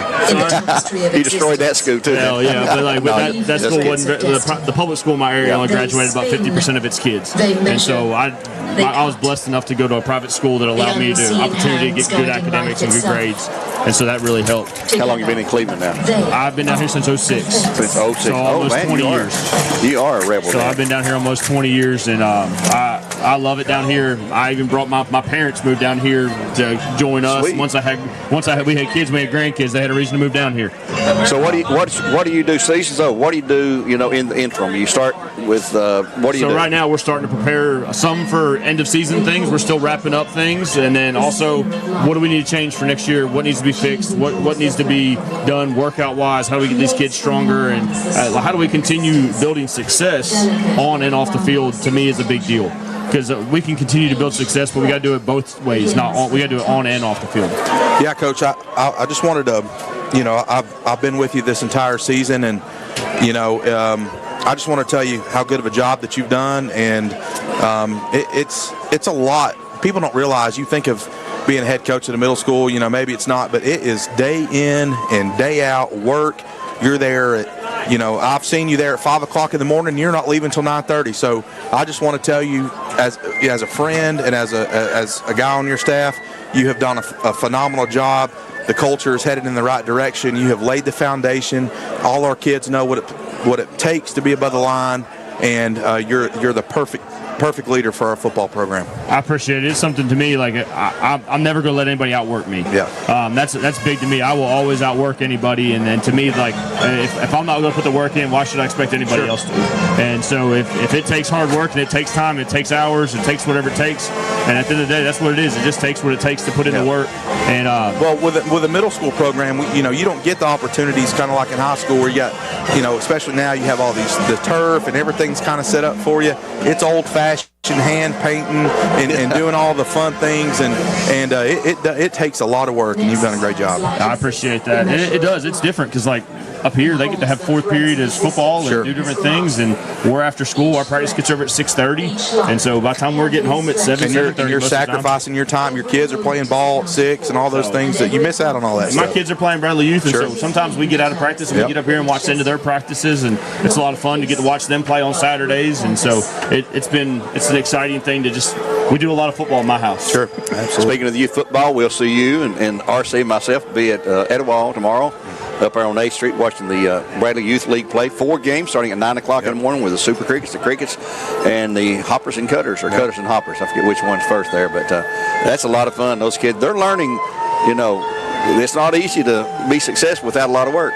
No, and they do a great job of just being able to organize all of that. Sometimes organizing those young men those little kids to try to play football, man, it can be chaos sometimes, but they do a great job of putting time in to those young men as well. Well, you got to give a shout out to Sterling Collins, who put that thing together in 2017. I think he said. I was talking to him the other day. He was up at Lenore City, and he said, "Man, it's something we thought we needed here in the community." And he said, "I had so many people support me and come together and offer help, whether it be in equipment or monetarily wise or whatever." And but a big pat on the back to him for what he's helped create here for the young kids. It's a lot of fun. We've got some kids out of that program come up to play for us, and it's nice getting those kids that have been in football for a while. And to be honest with you, I love kids that have been in that program. I like kids that haven't. I just love getting all of them out there. We got a lot of kids this year in our program that had never played it down a football before, and to get out there and to teach the game is so much fun. And see some of the light bulbs go off that they're figuring out football. Coach, what do you think about being at the county fair here tonight? Man, it's amazing. Getting funnel cake and everything down here. My boy just ran over here and got a snow cone. We're just missing the what do you call it? The Ferris wheel. Ferris wheel. Oh my goodness! I had to reboot there. The thing that spins around and throws you. Who knows? And one of them fun rides. Yeah. Scrambler. Nothing like a Bradley Cleveland football game, that's for sure. Man, it's amazing. And Bradley's starting to wear them down out here. I think that you're starting to see the attrition of Bradley just starting to run over and work in the second quarter.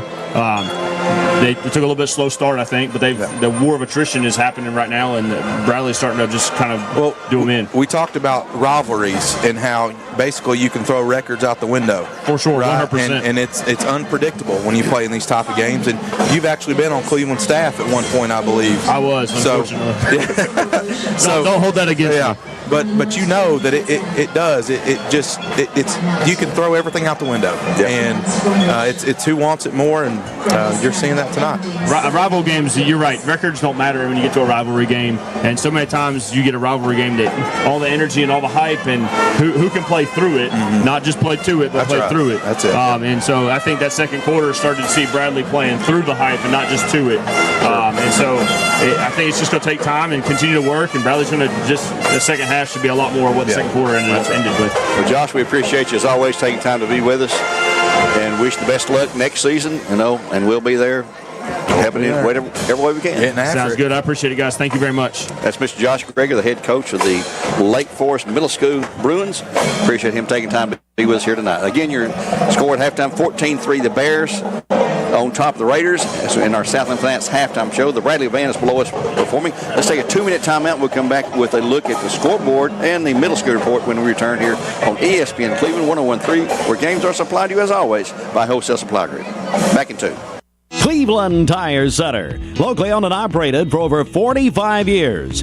Cleveland Tire, your one-stop auto care shop in Cleveland. North Lee Highway, where the name says it all. Wright Brothers Construction Company Incorporated has over half a century of experience completing some of the most challenging projects across the Southeast, from moving millions of cubic yards of excavation in Alabama to spanning rivers in Virginia. Find out more at WBCCI.com. WBCCI.com. Wright Brothers Construction Company.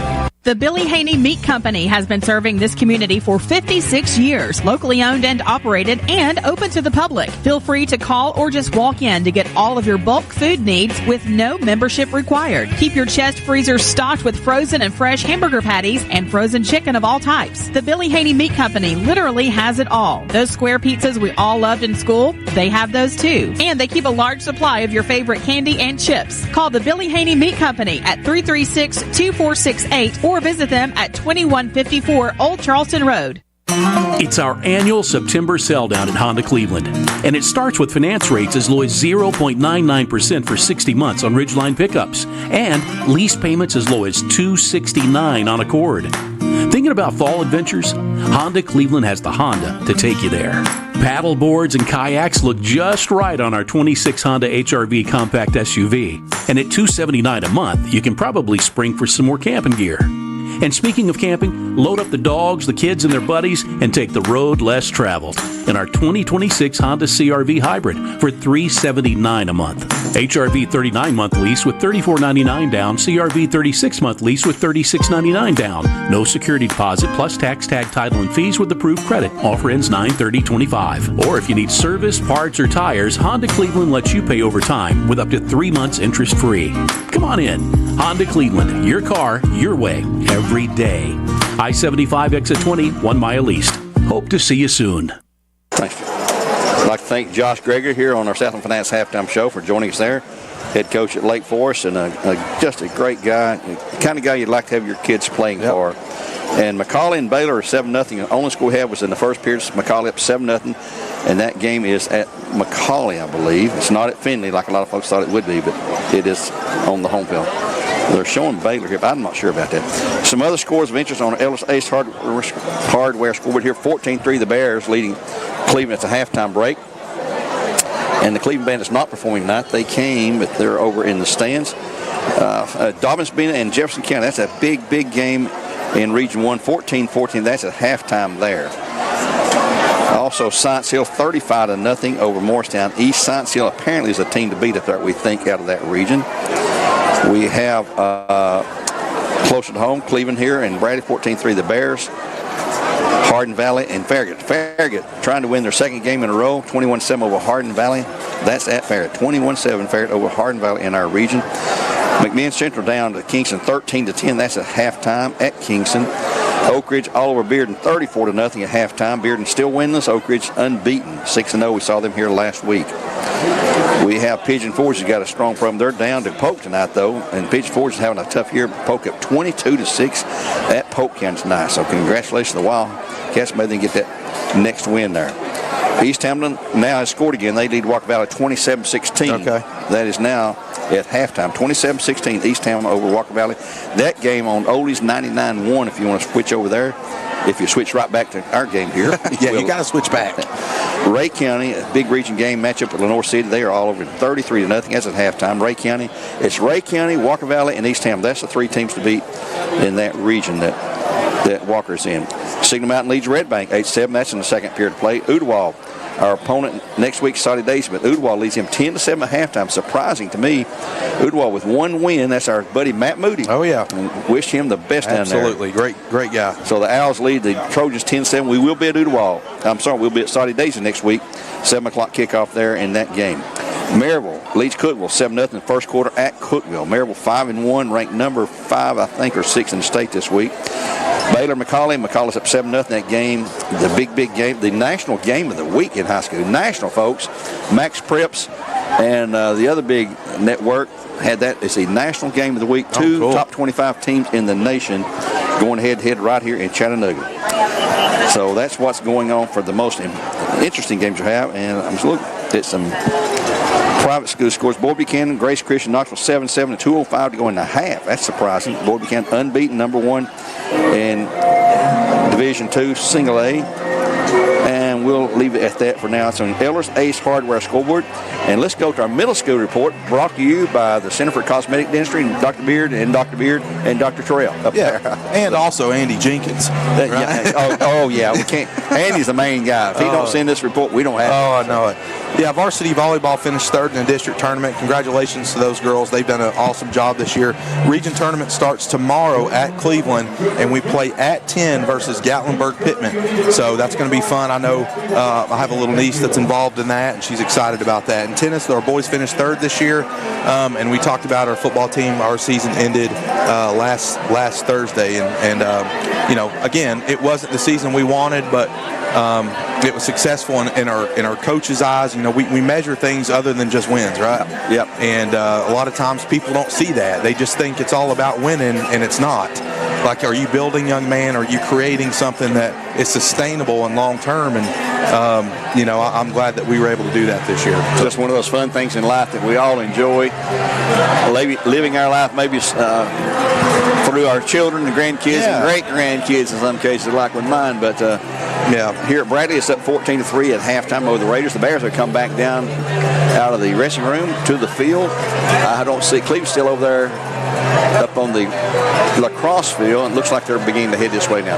Let's take another time out here on ESPN Cleveland 101.3 during our Southland Finance halftime show. The Bears at 14-3, and we'll return in 2 minutes with more live coverage. From the job site to the showroom, Wholesale Supply has the top brands you trust at the prices that work for your bottom line. With over 30 locations across the Southeast and over 75 years of service, no one supports contractors and communities like we do. Wholesale Supply, built to supply, trusted to deliver.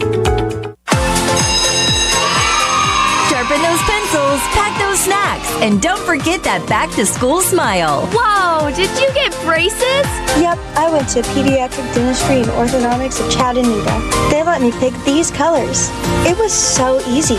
Lucky, I can't wait to get braces. At Pediatric Dentistry and Orthodontics in Chattanooga, we're here to get those pearly whites picture day ready. Cheese! Call 423-541-5500 or visit pdoc.com to book your back-to-school appointment today. Wright Brothers Construction Company Incorporated has over half a century of experience completing some of the most challenging projects across the Southeast, from moving millions of cubic yards of excavation in Alabama to spanning rivers in Virginia. Find out more at WBCCI.com. WBCCI.com. Wright Brothers Construction Company. The Cleveland Family YMCA offers affordable after-school programming on campus at most Bradley County and Cleveland City elementary schools. The Y After School program provides a safe, enriching, and fun environment for kids to thrive in beyond the school day. They'll get page-turning homework help and find their playful after-school spot with games, sports, and exercise. For more information, contact the Cleveland Family YMCA today at clevelandtnymca.org. Struggling to find the right nuts and bolts? Stop searching, because Cleveland Fasteners has what you need. Since 1992, we've been Cleveland's go-to source for hard-to-find fasteners, hydraulic hoses, and top-quality tools for maintenance and construction. No minimum orders, same-day delivery, and walk-ins are always welcome. And with our expert team, you get personalized service that big box stores just can't match. Find us on Starview Drive behind Bradley Rentals or call 423-472-5010. Cleveland Fasteners. If we don't have it, you don't need it. Back here at Bradley Central, Jimmy Lovell Field, our final home game of the regular season. At least that's what's on the schedule. It was senior night tonight with a lot of seniors honored from the football players, cheerleaders, band, ROTC, and all that. And right now we'll take a look at the unofficial stats by the math man himself, Mr. R.C. Talent. Yeah, so these are unofficial, right? So these are just things that I've come up with on this little computer of mine. All right, so we got Braden Carroll with a total, I would say, around 30-something yards on 6 attempts. I do think it's more than that, but my computer's been acting silly. We've got, Braden Carroll's also, he's about 7 for 40 yards passing. So we'll go down here and look at receiving yards. We've got Spencer McCooch with two catches for 17 yards. We've got Reggie for 3 catches for around 25, 30 yards. And we've also got Kenyon Phelps with 2 catches for around 30 yards. Defensive stats, we've got Reggie with 2 tackles, Wally Suskowicz with 2 tackles, Jeremiah Brownlow with 3 tackles, Paul Stokes sitting at 2 tackles, and there's a plethora of other Bears who's sitting at 1 or 2 tackles. So penalty-wise, we've got the Bears sitting at, I've got them for 3 penalties for around 35 yards, and for Cleveland, we've got 4 penalties for around 50 yards. So again, those are unofficial, just kind of what I've jotted down here, and I'm sure it's give or take on all of those. Well, Cleveland took the lead 3-0 on the field goal by Boyanis, and they took the lead after Bradley fumbled the ball, and they recovered at the 14. Give them a short field, and they took advantage of it and scored the 3 points. Bradley took advantage of good field position when they got Cleveland backed up. Cleveland punted. Bradley took the ball at the 49 on one start, took it to 50, I believe, on the other start. Both times the short field took it in, and that's where the 2 touchdowns come from. So up 14-3. And the second period was dominated by the Bears defensively and also offensively. And I'm thinking they're going to look to continue because they're going to receive the ball here, start the third. Absolutely. And the race will be kicking off, of course. Wow. I will tell you, DeWante McMillan and Chris Myers just butted heads, and I'm not sure how they're both standing up right now. Oh, my goodness. Holy cow. If you would have done that, Gary, you think we'd be standing up or sitting down? We'd probably been falling over, huh? I'd be over there in that ambulance down on the end zone. Oh, my goodness. Those guys are nuts. Well, getting ready for the kickoff here. Let's take a quick third and be back with the kickoff here as we wrap up our Southland Finance halftime show on ESPN Cleveland 101.3, where games are supplied to you by Wholesale Supply Group. Have you seen what happens when a weed eater gets too close to vinyl siding? Ouch! Choose steel siding from Best Buy Metals, available in board and batten and lap siding options. Permanent siding from Best Buy Metals is custom manufactured to the half-inch for a perfect fit. Stop by a showroom or go to bestbuymetalroof.com to learn how you can protect your structure. Back here with the Cleveland kickoff coming out. Boyanos preparing to kick off. And he is number 13, Sloan Boyanos. He's a senior. Their backup kicker is Raider Brose, number 22. But Boyanos, he's got a leg. He put the last kickoff he had into the end zone. He'll kick off now to Triple P. We call him Peyton Parker Price, along with Reggie Hubbard in the middle and Spencer McCooch on the near side here, back inside the 5-yard line. Bears up 14-3, starting the third. Here comes the approach by Boyanos and his kick. It is a solid line drive into the end zone, unreturnable in high school. You cannot bring it out of the end zone. Bears take over first and 10 at the 20-yard line with that 14-3 lead. And what do you expect to see the Bears? Do you think they're going to continue to try to run the ball? I do. I think they're going to continue to hand the ball off to the plethora of running backs that they've got. They've got a bunch. They got Spencer McCooch, Kenyon Phelps, all those guys. Looks like Kenyon's going in right now. And look for them to keep running with Braden. I mean, it's been successful, so why change it up? Now, when you can run the football like that, it also sets up quick throws or things that can get opened up in the secondary. So look for them to take a shot here soon if they have success running the football. If you're going to use words like plethora, you're going to have to give me a dictionary. First team for the Bears. Here we go. They're set. Braden Carroll's taking every snap at quarterback. He'll go to Phelps. Tippy toes up the middle. He'll have a 2 or 3 up to the 23. Going to be second down, about 7 to go after a 3-yard gain. For Kenyon Phelps, number 0, a senior, came here 2 years ago from Montgomery, Alabama. Actually, originally from Nashville. All right, here's a trivia for you. All right. Oh, well, we'll do it after this play. Do I win a prize to get it right? Yeah, well, I don't have $2,000 like Cleveland Ford. Second down and 3 coming in for the Bears. Not in the hurry-up offense at this point. Twins left side. And there's a flag on the Bears. Well, the line jumped before it was snapped. 5-yard mark off, call it second down and 12 to go. I absolutely love Luke Hagee, but he knows if I was down there, I'd bonk him right on the head for that false start. Mama said I could say that, too. I did ask her before the game. I talked to her just yesterday. Great lady. Miss Hagee. She was actually working at Brady there, and her daughter, his sister, Allie. Baller. Man. Yeah. Second down and 12 to go, and after the penalty.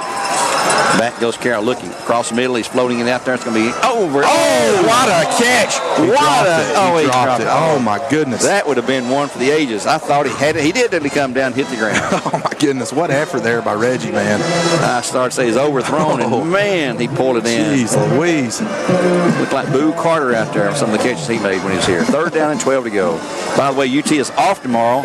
Georgia is playing somebody. Oh, my goodness. Somebody told me. I can't remember who it was. Oh, goodness. So no broadcast on Mix 104 tomorrow for Tennessee, but Georgia on ESPN Cleveland that you're listening to right now will be on tomorrow for whoever they play, whenever they play. We're not sure. And here's Hubbard coming out the middle. He's going to be brought down to 21. It's going to be 4th down and 9 to go. So 4th and long. The running game deserted the Bears on that particular series. They'll send in the punt team. Well, the penalties hurt you, setting you back a little bit. So it's hard to sustain running, or to run the football when you're in 1st and 15. Cleveland should get really good field position and back to return at his 40-yard line or so. It's going to be number 5. That is Kyrie Scott. The snap is a good one from Maddox Hampton to Lewis. A high, gracious, high booming kick. Good job, Wiley. Be down by Wiley. Suspects at the Cleveland 48. So they will have good field position on 1st and 10 at 10:29 to go here in the third quarter play. Let's see if we can get Thomas Duas. Thomas may be on a break. Yes, sir. Hey, Thomas. Okay, we have the momentum going into the half up 14-3. So what are we going to have to do here? Do what we did first half. Keep scoring. Yeah, that's right, baby. There you go. Pretty simple, isn't it? That's pretty easy. That's Thomas Duas on the sideline down there. And your question from earlier, Georgia plays Kentucky. Oh, Kentucky. Thank you. Oh. Are you a Georgia fan, Thomas? Absolutely. Oh, my gosh. Yeah, they'll win tomorrow. Kentucky's got nothing, I don't think. 1st and 10 for the Raiders. Ball. Nice catch that time by number 5. And that is Kyrie Scott. Yep, number 5. No, it's number 3 caught that. That ball was put in a perfect spot. Good job by Casey right there. That was in a great catch. 1st and 10 for the Raiders at the Bear 42. Bears at 14-3 here. 10-23 in the third quarter play. And they'll fake the handoff. McGowan is in trouble. And he will run wide and run wide. He'll get some yardage out there. Brought down by number 11 for the Bears. And that's Tay Lindsey. He got about 5 or so. Yeah, he's just running a read option. Sorry, Gary, go ahead. You're fine. 37-yard line. Give him 4, 2nd and 6 to go. He's at the 38-yard line. The Bears would like to get the hold here and keep Cleveland off the scoreboard. The Bears up by 2 scores of 14-3. Again, a long look over the sidelines. New player into the game. About one of those Bradley Bear turnovers right here. Yeah. I think we could use another one. How about a pick 6? Yeah, that'll work for me, too. Jeremiah Brownlee had a 98 or 98 9-yard return early in the season. And now Cleveland trying to adjust. Play clock's at 6, 5, 4. And they get the snap off. Here goes McGowan. Oh, he's back. He is sacked. Stokes. Oh, Logan back inside the midfield to the Perez. 46 is Perez. Absolutely. All day long, boys. 46. All day long. My goodness, that was a monster loss. Good job, Coach Floyd, right there, and Coach Benefield dialing up some pressure and getting after him. About a 15-yard loss from scrimmage. 3rd down and 25 to go, looks like. Back at the Cleveland 46. My goodness, that was a sack for Food City. We love Food City. Absolutely. McGowan, this time we'll keep it. He's in trouble again. He gets free from the holding call. And he's going to be hit. There's a face mask on the Bears, so they'll offset it. Repeat 3rd down. Well, we'll just redo that. He's a little shaken up there, I think. Yeah, reaching out, yeah. If your neck goes in the wrong direction, it's not very fun, is it? McGowan leaning over, holding the call on the Raiders. And face mask is not a personal foul. Face mask, it's unintentional. So I guess if you let it go quick enough, it's unintentional. Yeah, that works. Repeat it. 3rd down and 17 to go. The ball at the Cleveland 46. Bears at 14-3. A really, really, really, really good crowd here tonight. I'll tell you what, I have been impressed with Paul Stokes tonight. Yeah. He's gotten after it. Playing interior nose like that, it's a little difficult. You get double teamed a lot. Sophomore. Yeah. Just a sophomore. He's a big kid, and kudos to him for having a good game so far. This is the down that Cleveland has to make it happen, or the Bear defense has to make it happen. Big down for both teams right now. They'll shift Eddings to the right side of McGowan. He's back looking under pressure, huge pressure. Man. Oh, he shakes free from one guy. He's going to run himself. Now throws it out in the flat, incomplete. It'll be 4th down. Intending for number 3, Braden Mejia. Whistle's blowing. Is there another flag there? I don't see one. Yeah, there is over there at the 50. Foul on the Bears. Or a penalty on the Bears. No, ineligible man downfield, I think is what he's saying here. Yeah, you just picked it up over here. It's on Cleveland. Ineligible man declined. So it's going to be 4th down and 22 to go for the Raiders at their 46. Here comes the punt team. Man, I tell you, we got to come up with a nickname for this defense right here. This defense is awesome. Well, Joe calls it the black hole defense. The black hole, I like it. The black hole defense. We'll take it. I don't like the Raiders, but we'll take it. Black hole defense. We'll call it the black blitz. Need a nickname for the Bear defense. The black hole defense. Right? That's right. That's right. Joe named it that. Copyrighted that like 15 Joe said he copyrighted it. Well, that's why he's rolling the money. And there's another flag before the snap on Cleveland. Another penalty. My goodness. Procedure call against Cleveland. Back them up 5, and they'll line up again to punt it. Move the ball back to the 41. It'll be 4th and 27 to go. Man, you did that math real fast. Well, I looked at the scoreboard. I cheat. Oh, goodness. Man, I don't have any penalties Cleveland have. It is, Yeah, man. it's quite a few. Up to 4, I guess, as you'd say. I'm thinking it's around probably 8. And they come in critical times for him, too. So Boyanis back to punt, staying now inside his 20, or inside his 30. And there's a bad snap. He bounced, and now he's going to run for his life, and he's going to try to kick. He will kick it sideways off the foot, and it'll be taken by the Bears at the 20. That's Hubbard to the 25, buddy. To the 30, and he's going to be dragged down. No, it's McCoosh out of bounds at the 30. There's a flag on Cleveland. Yeah, they're unraveling 15-yarders. 15-yarder hit out of bounds and didn't let him go. I believe it's on Cleveland. Listen, if you're Bradley right now, we just got to make sure we keep our composure. They're struggling. They haven't won a game, so they're a little feisty right now, and I understand that. But we've got to keep our composure and just go down the field and score a touchdown. Right in front of the Bradley bench where this happened, looked like he was hit late out of bounds. And here is a personal foul on the Raiders. Another 15-yard mark-off. Yeah, frustration beginning to set in, I believe, for Cleveland right now. They trail 14-3. They'll mark it from the 32 to the 47, where the Bears have great field position again at 8:45 in the 3rd, leading by 11. Well, that defense puts a lot of frustration in a lot of people. So, I mean, you can't when you can't do nothing offensively, it's frustrating, and it carries over in all facets of the game, all phases. I don't know what Cleveland has offensive yards, but they're going to offset that with negativity on the penalties. Tight formation for the Bears. Braden Carroll's taking every snap at quarterback. This time he will hand it off to Phelps going to the right. Sir. Look at that O-line. He's down to the 45. He's down close to a 10-yard gain for close to a first down at the Cleveland 44. Be short. Second down and 1 coming up. 9-yard gain. That O-line's doing it. Oh, they're eating. They're eating right now. They're hogs up there. They're smelling blood, and they're getting after it. Bradley quickly to the line. No huddle. Really putting the pressure on the Cleveland defense now. On 2nd and 1, I'd say Carroll might carry this one. He'll take the snap. He will carry to the left side. He's got the first down to the 42-yard line. First and 10 for the Bears and Cleveland forward. Uh-oh. We got a bear down. And grabbing his left knee. Zach Denton. Yep, he's down to the 45-yard line. Looks like Devontae McMillan will come in for him. And they're going to send the teams to the sideline. Let's take a break from Milligan Vane here on ESPN Cleveland 101.3. 14-3 at 8:10 in the third. Bears on top. Back in 1 minute with more live coverage.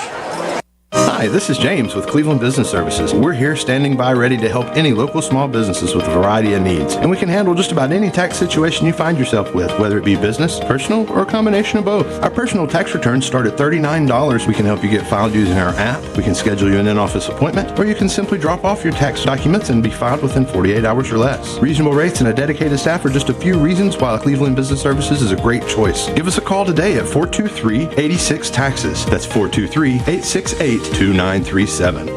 Switching jobs is stressful. Switching schools is painful. But switching your insurance policies to Allstate, it really couldn't be easier. At Allstate, you can call one local agent who can assist you with all of your policies and make the paperwork simple. Here in Cleveland, Allstate agent George Gray can help you protect everything from your home, car, boat, and motorcycle to your RV, ATV, and more. See George Gray, Allstate Insurance on Key Street. Are you in good hands? The O-line is feeling its hopes right now as Kenyon. No, that's Wiley Suskind. That's that bad man. He runs like Kenyon. He's jawing a little bit too. He's feeling himself. Across the 40 to the 35 and on to the 34, where it'll be an 8-yard pickup, 2nd and 2 for the Bears as they are right now. It's going downhill for the Bears. Absolutely, in a good way. Yes, and here's a handoff again. Suskind through the middle. No, that's DeGrassi there. Oh, good for him. Down to the 20-yard line. DeGrassi, a 14-yard pickup, and another 1st and 10 for the Bears and Cleveland forward. Thomas Duas, come to me, bud. Yes, sir. Momentum is totally swung to the Bears here, it looks like, on this drive. Yes, sir. And right now, a lot of momentum. 3rd and 3. Here's DeGrassi again in the middle. He will not, he's going to get a yard or two. Give him a yard, 2nd down and 9. The crowd seems to be getting into it real strong down there too. They're getting crazy. Thomas, do you hear the players jawing back and forth with each other? Yeah, talking back and forth. And just trying to get them to get in the right position and right place. We'll come back to Thomas a little later. Carroll back, passing in the middle. Going to be caught. It's going to be touchdown. Bradley Central. Spencer McCoosh. Number 7 for the touchdown, I believe, that time. That was Reggie. Was that Reggie? That was Reggie. I've seen Spencer. Okay, that's Reggie Hubbard. When they wear black like that, it's hard to see, ain't it? Well, Spencer was right there with him. Oh, was it? See, I was wrong. You were right. That was Spencer McCooch. See, I might be old, but I still got eyesight. Thanks to these classes. Oh. So it was McCooch on the score. So the Bears go a 20-3 lead at 6:58 in the third now. Getting more of a comfortable lead. Yep. And here comes Canales with his 3rd extra point attempt of the night. Good snap. Placed down. The kick is absolutely perfect. Time out on the field. 6:58 to go. 21-3 Bears on top. We'll take a 30-second break here on ESPN Cleveland 101.3 and return with a Bear kickoff in just 1.5 minutes. When it comes to your breast health, a screening is more than just a day on the calendar. A screening can mean better outcomes and better care for you and your loved ones. That's why our team at Bradley Medical Center built our state-of-the-art Women's Imaging Center. Because in your healthcare journey, you deserve a partner who blends medical expertise with the comfort and understanding we all want. Call 423-244-9272 to schedule your appointment. You're listening live to ESPN Cleveland 101.3, the Bear game now, 21-3, the Bears on top. You might be watching as well, listening to this audio and watching on the Bear Network, BCHS.TV, free to you, available on YouTube at no charge. Mr. Winsroy and his crew tonight. Done a great job. Camera work and all that. We appreciate those guys. Appreciate our sideline reporter, Thomas Duas. This is Gary Oldman and RC Talent at 6:58 going to third. The Bears up. And that was defense took the ball away. Yep. Offense says give it to us and we'll take care of that. Here's a long kick by Canales. Well, not a long one.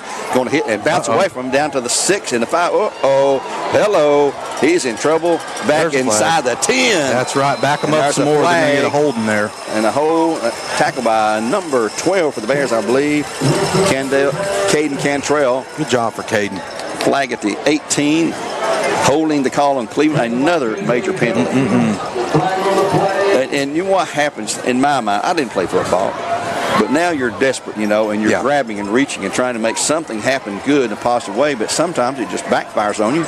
Yeah, it's like despite what you're doing. It's like an avalanche, right? And when you play teams as good as Bradley is, a lot of times you have to do everything the right way. You got to tighten the nuts and bolts and do everything. And when it starts to crumble, it just starts to crumble in all facets of the game.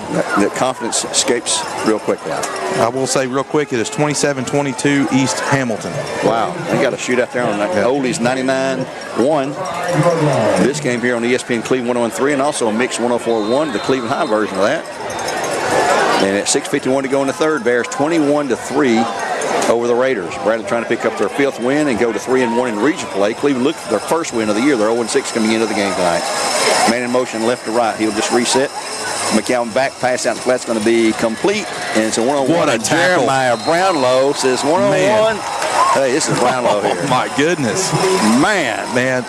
Slowly but sure. I'm sorry, Gary, go ahead. That's how you teach it, isn't it? Absolutely. That's perfect.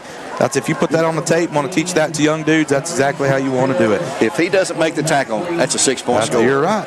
He was nothing behind him. The black hole is starting to swallow up this Cleveland Raider offense here. Gain of 3, second down and 7. The ball now at the 8-yard line. After the kickoff went down inside the 10, was bobbled, and boy, Tommy recovered. He had nowhere to go. Continue out of the shotgun. McGowan hands off in the middle. He'll have a couple 3 yards. Looks like out across a 10. Going to be third down at about the 17, I believe. Third down and 3 coming up. Goodness gracious. Wiley Sushwitz, man, is a wild man. He kind of reminds me of this other guy that I used to play with. Name's Bradley Coball. I'm sure you remember that name. He was a wild man, dude. Yeah. He could get after it. Wiley reminds me exactly of number 35, Bradley Coball. Shout out to my dude. Wild Man Wiley. That's right. There's his nickname. Third down and 3.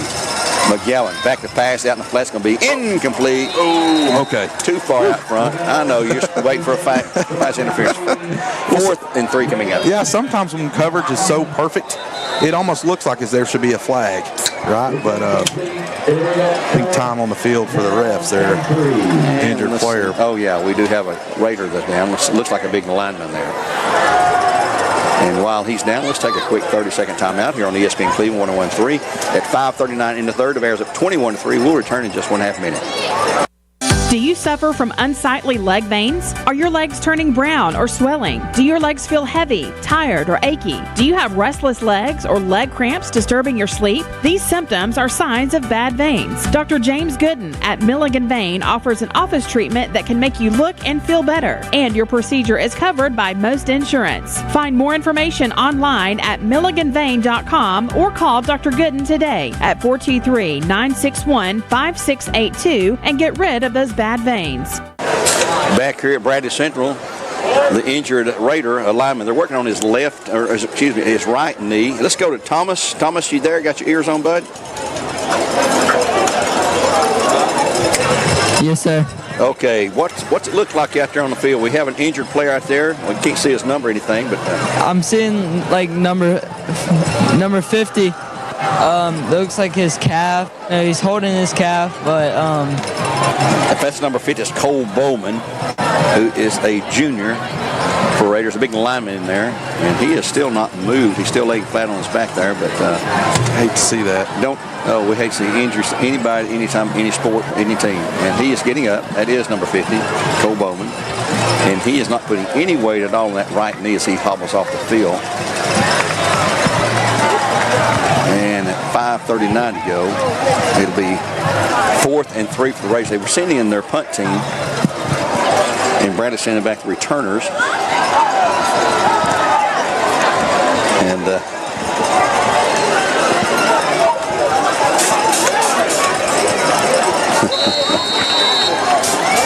trying to get somebody's attention down there. Here we go. He's off the field now. We're trying to get some help here. Back deep for the Bears is Reggie Hubbard and Spencer McCouche. Punting out of his own end zone now. At least he'll receive the snap there as Boyanos, Sloan Boyanos. Oh, a high snap. He pulls it in, though. Gets off a straight ahead kick. And this will be returnable, I believe, by McCouche. No, it's going to go out of bounds. It doesn't even land in bounds. And they're going to back it up to, well, he keeps walking, keeps going to the 42. So the Bears, again, in an excellent field position at the Cleveland 42 with a 21-3 lead now, 5.5 to go in the third quarter play. And another Raiders down. I think he's tying his shoe. Oh, okay. Yeah, I guess that's what he was doing. I don't know if he's kneeling down to pray or what he's doing. You never know. So the Bears again, and they've taken advantage of every possession. Absolutely. Since the second quarter, they scored a touchdown. Yep. So those big men up front, like we've talked about, they're just leaning on that D-line, and there's holes everywhere. Brady Lewis in the backfield now. Looks like we've got Tucker Cook back into the game at quarterback. He'll take his first snap of the night, and he'll hand it to Lewis. He'll power through the middle. He's going out 5, 6, 7 yards. And boy, he's a big guy. Yeah, that's awesome. Brady Lewis down to the 35, a gain of 7, second down to 3 coming up. For the junior, he's just a junior, folks. Tight end, linebacker, 6'2", 225. He'll be bigger and stronger next year. Second down and 4 to go. Quick, no huddle. Handoff, here's Lewis again. He'll hit the middle. He'll push forward, and he will be stopped. There we go, big boys. I believe he's going to have now they're going to say his momentum stopped him at the 34, I believe. Third down and about 2 to go. Never got him down. So it's third and short for the Bears at the Cleveland 34. Again, 21-3 the score, 4:42 to go here in the third quarter play. Bears keep the offense spread out. They'll snap to Cook. He'll hand to Lewis, and he will get the first down. Just powering through down to the 30. On the 30 and down to the 26-yard line. Those guys are just eating, man. I love it. 8-yard gain and a first and 10 for the Bears and Cleveland forward. Love to see Tucker get some snaps right there. Yes, and he'll check out. Carroll will check back in. Brady Lewis stays in the backfield. He's the only running back besides Carroll who can carry the ball quite adequately, thank you. That's a big word. Yep. And Brady Lewis again, his third straight carry. He'll just follow that big line. Man, he's just powering through there. Down to about the 20 or 21. A nice gain of at least 5. The line now is just dealing with Cleveland, whatever. And absolutely. I know Coach Watson down there is pretty fired up. Cleveland defenders really slow to get up now. Matter of fact, 2 of them. And number 53's looked to the sidelines like, Coach, I need something. I thought he was going to go out there. He was really slow to get up. I think he's definitely winded. 2nd and 5. Carroll looking to the sidelines. The Bears going to signal in some place for one of the few times tonight. Brady Lewis on his left hip now. And he'll take it again. He'll hit the 20 and bounce off. Keep going, buddy. Fall forward to about the 18-yard line. He'll gain 2 out of that. Looked like he had to stop cold. Yeah, I think third and 3. Yeah. Sorry about that, Gary. No, I was just going to say at running back, you always try to teach your running backs. We always got to fall forward, right? If we're falling forward, we're gaining positive yards some way. 3rd and 3 for the Bears at the 19-yard line in Cleveland territory with a 21-3 lead. Carroll pass out the flat is caught somehow by McCouche. He will spin free for a yard or 2. Maybe it's going to be 4th down. Maybe no gain. And let's see what we're going to do here. Here comes the heavy package. All right. AJ. Let's go, baby. Zane. And Luke Hagee. I love it. The big guys. Also Brady Lewis going in there. Oh, my goodness. What do you think they're going to do, right? And Caden Cantrell. Yeah. And I believe Cleveland's going to call time. Timeout by Cleveland. Yes, they will call their first timeout of the second half. And we'll take one at 2:30 in the third. 21-3 Bears on top. Back in 60 seconds on ESPN Cleveland 101.3. Whirlpool Cleveland is currently hiring for entry-level production roles. Starting pay $18.25 per hour, jumps to $19.35 per hour after 90 days. Benefits start on day one, including medical, dental, vision, 401k, life insurance, and more. 120 total hours of paid time off. 10 hours the first 3 months. Remaining balance after 90 days. Apply at jobs.whirlpool.com. Jobs.whirlpool.com. Leisure Time Bowling is Cleveland's party place. Birthday parties for children, teenagers, and adults. Birthday parties at home take a lot of work. A lot of decorating, cooking, cleaning. Let Leisure Time Bowling do the work for you. Custom party packages are available, including some with Cosmic Bowling. Call 728-2988. 728-2988. LTBowling.com. Back here at Bradley Central, 2:30 going to third. 4th and 2. Here's a handoff in the middle. Oh, Braden Carroll. He's 20-15 to the 10 to the 5, and he's down inside the 5. It'll be a first and go for the Bears. And Cleveland forward, and I see no flags. 1st and 10 Bears. Down to, going to mark him down at the 5 where his knee hit, so it'll be the Bears right there trying to push in for yet another score here. Quickly, the line. Carroll into the middle. He will be hit at, I can give him a yard to the 4-yard line. 2nd and go at the 4. I tell you what, old Luke Hagee, number 59, just absolutely ate somebody on that defensive line from Cleveland. Oh, my goodness. Oh, wow. And officials are talking about something down there. I don't think it's a flag anywhere. Or is there? I don't know. Do you see a flag anywhere? I don't see one. Here comes 23 in here. That's and here's a call. Something on Cleveland here. I'm not sure what that is. Repeat first down. Well, we started to mark it off the wrong way. Now it's going to turn around and mark it off against Cleveland half the distance for something. What's the signal here? See what this is. It's like he's putting his hand on his heart for a Pledge of Allegiance or something. I know that's not what it is, but maybe that's the emotion he gave. Yeah. So first down and go from about the 3. Oh, Big Wiley's going to get a touchdown right here. I would love to see him get that. He will take, no, that's Brady Lewis again. And he will get down to about the 1. Lewis on the carry, down to the 1. 2-yard gain. 2nd and go at that point. I think I need glasses. I do. Goodness gracious. Well, 88 looks a lot like 22, doesn't it? People at home are like, no, it doesn't. They can probably see better at home on TV. Here's a handoff again. This is going to be Carroll into the end zone. Touchdown, Bradley Central. And the avalanche is falling. 27-3 Bears at 1:40 to go now in the third quarter play. As the Bears have taken complete control since about midway through the second quarter. Love it. 27-3. They'll have the extra point attempt by North Canales after a Tennessee Valley Urology touchdown. The extra point is always brought to you by Independent Insulation Services. Your spray foam experts at 423-716-3762. Canales kick is up. And once again, it's good. 28-3 at 1:40 in the third. The Bears coming back with a kickoff in 30 seconds here on ESPN Cleveland 101.3.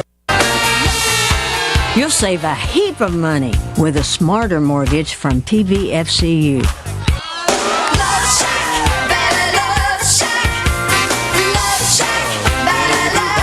Equal housing lender.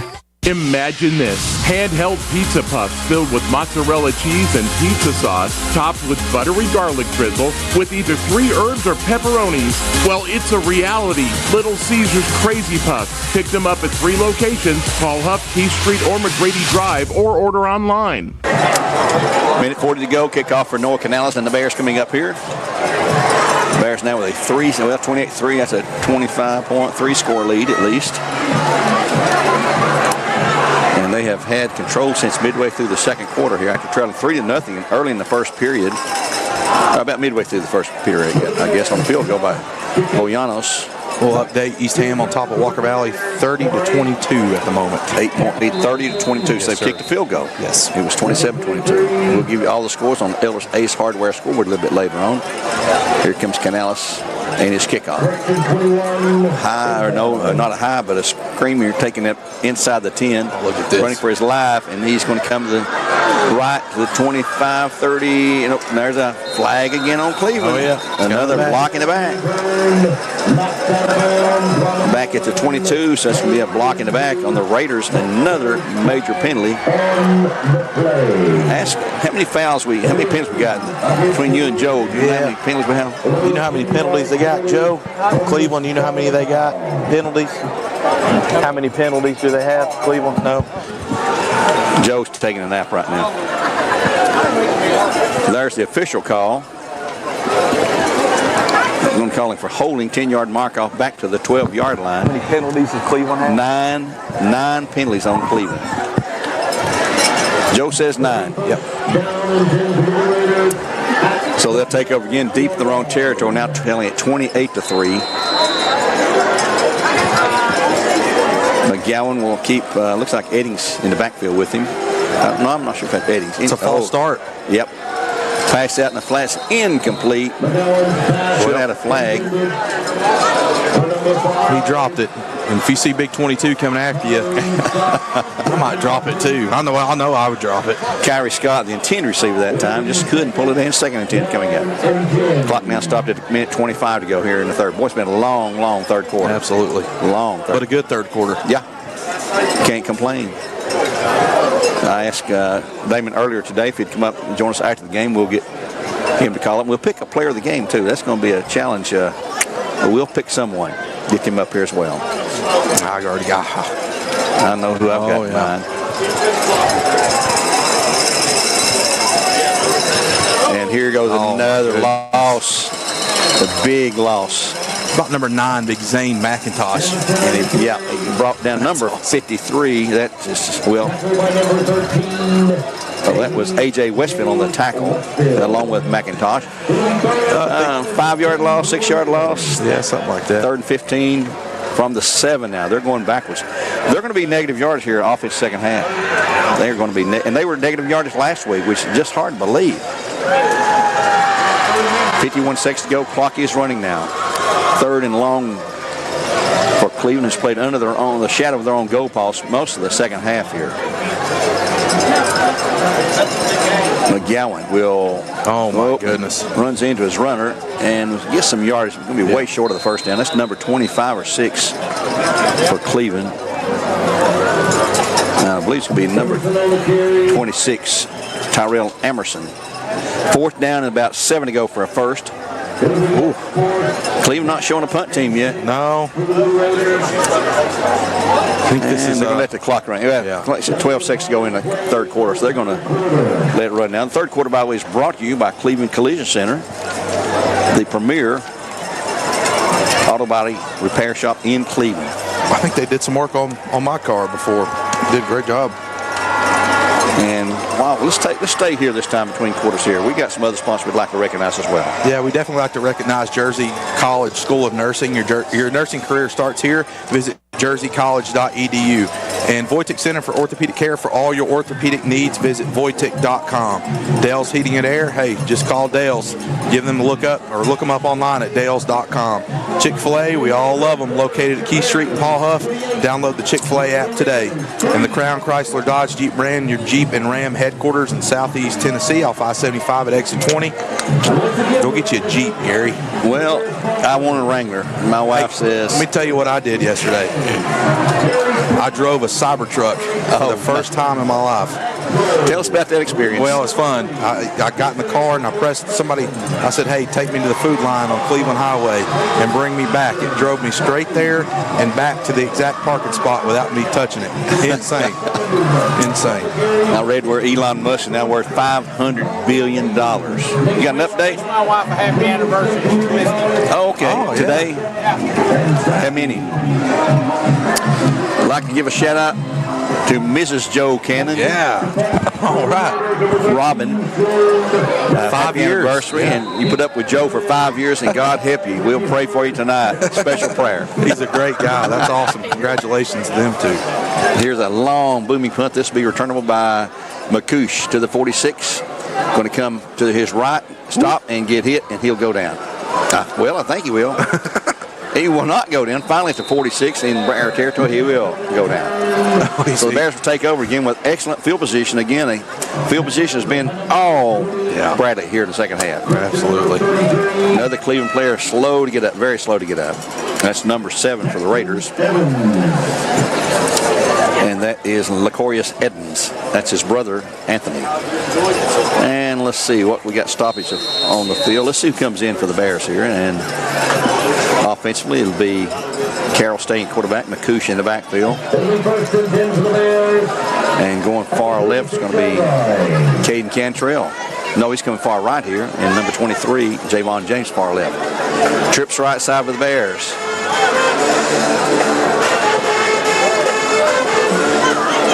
Back goes Carroll. He's going over the top down the field. He's got a guy out there. That should be interference. But it's not. No call. 2nd down and 10 coming up.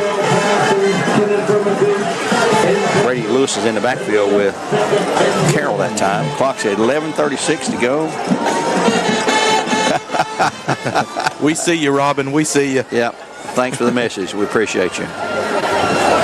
I'm sure we had a huge audience tonight. A lot of folks today, since this fall break, took off on vacation. We hope you enjoyed the broadcast, no matter where you're at. Here in Cleveland, around the world, as we go worldwide on the web. Here's a hand on Brady Lewis.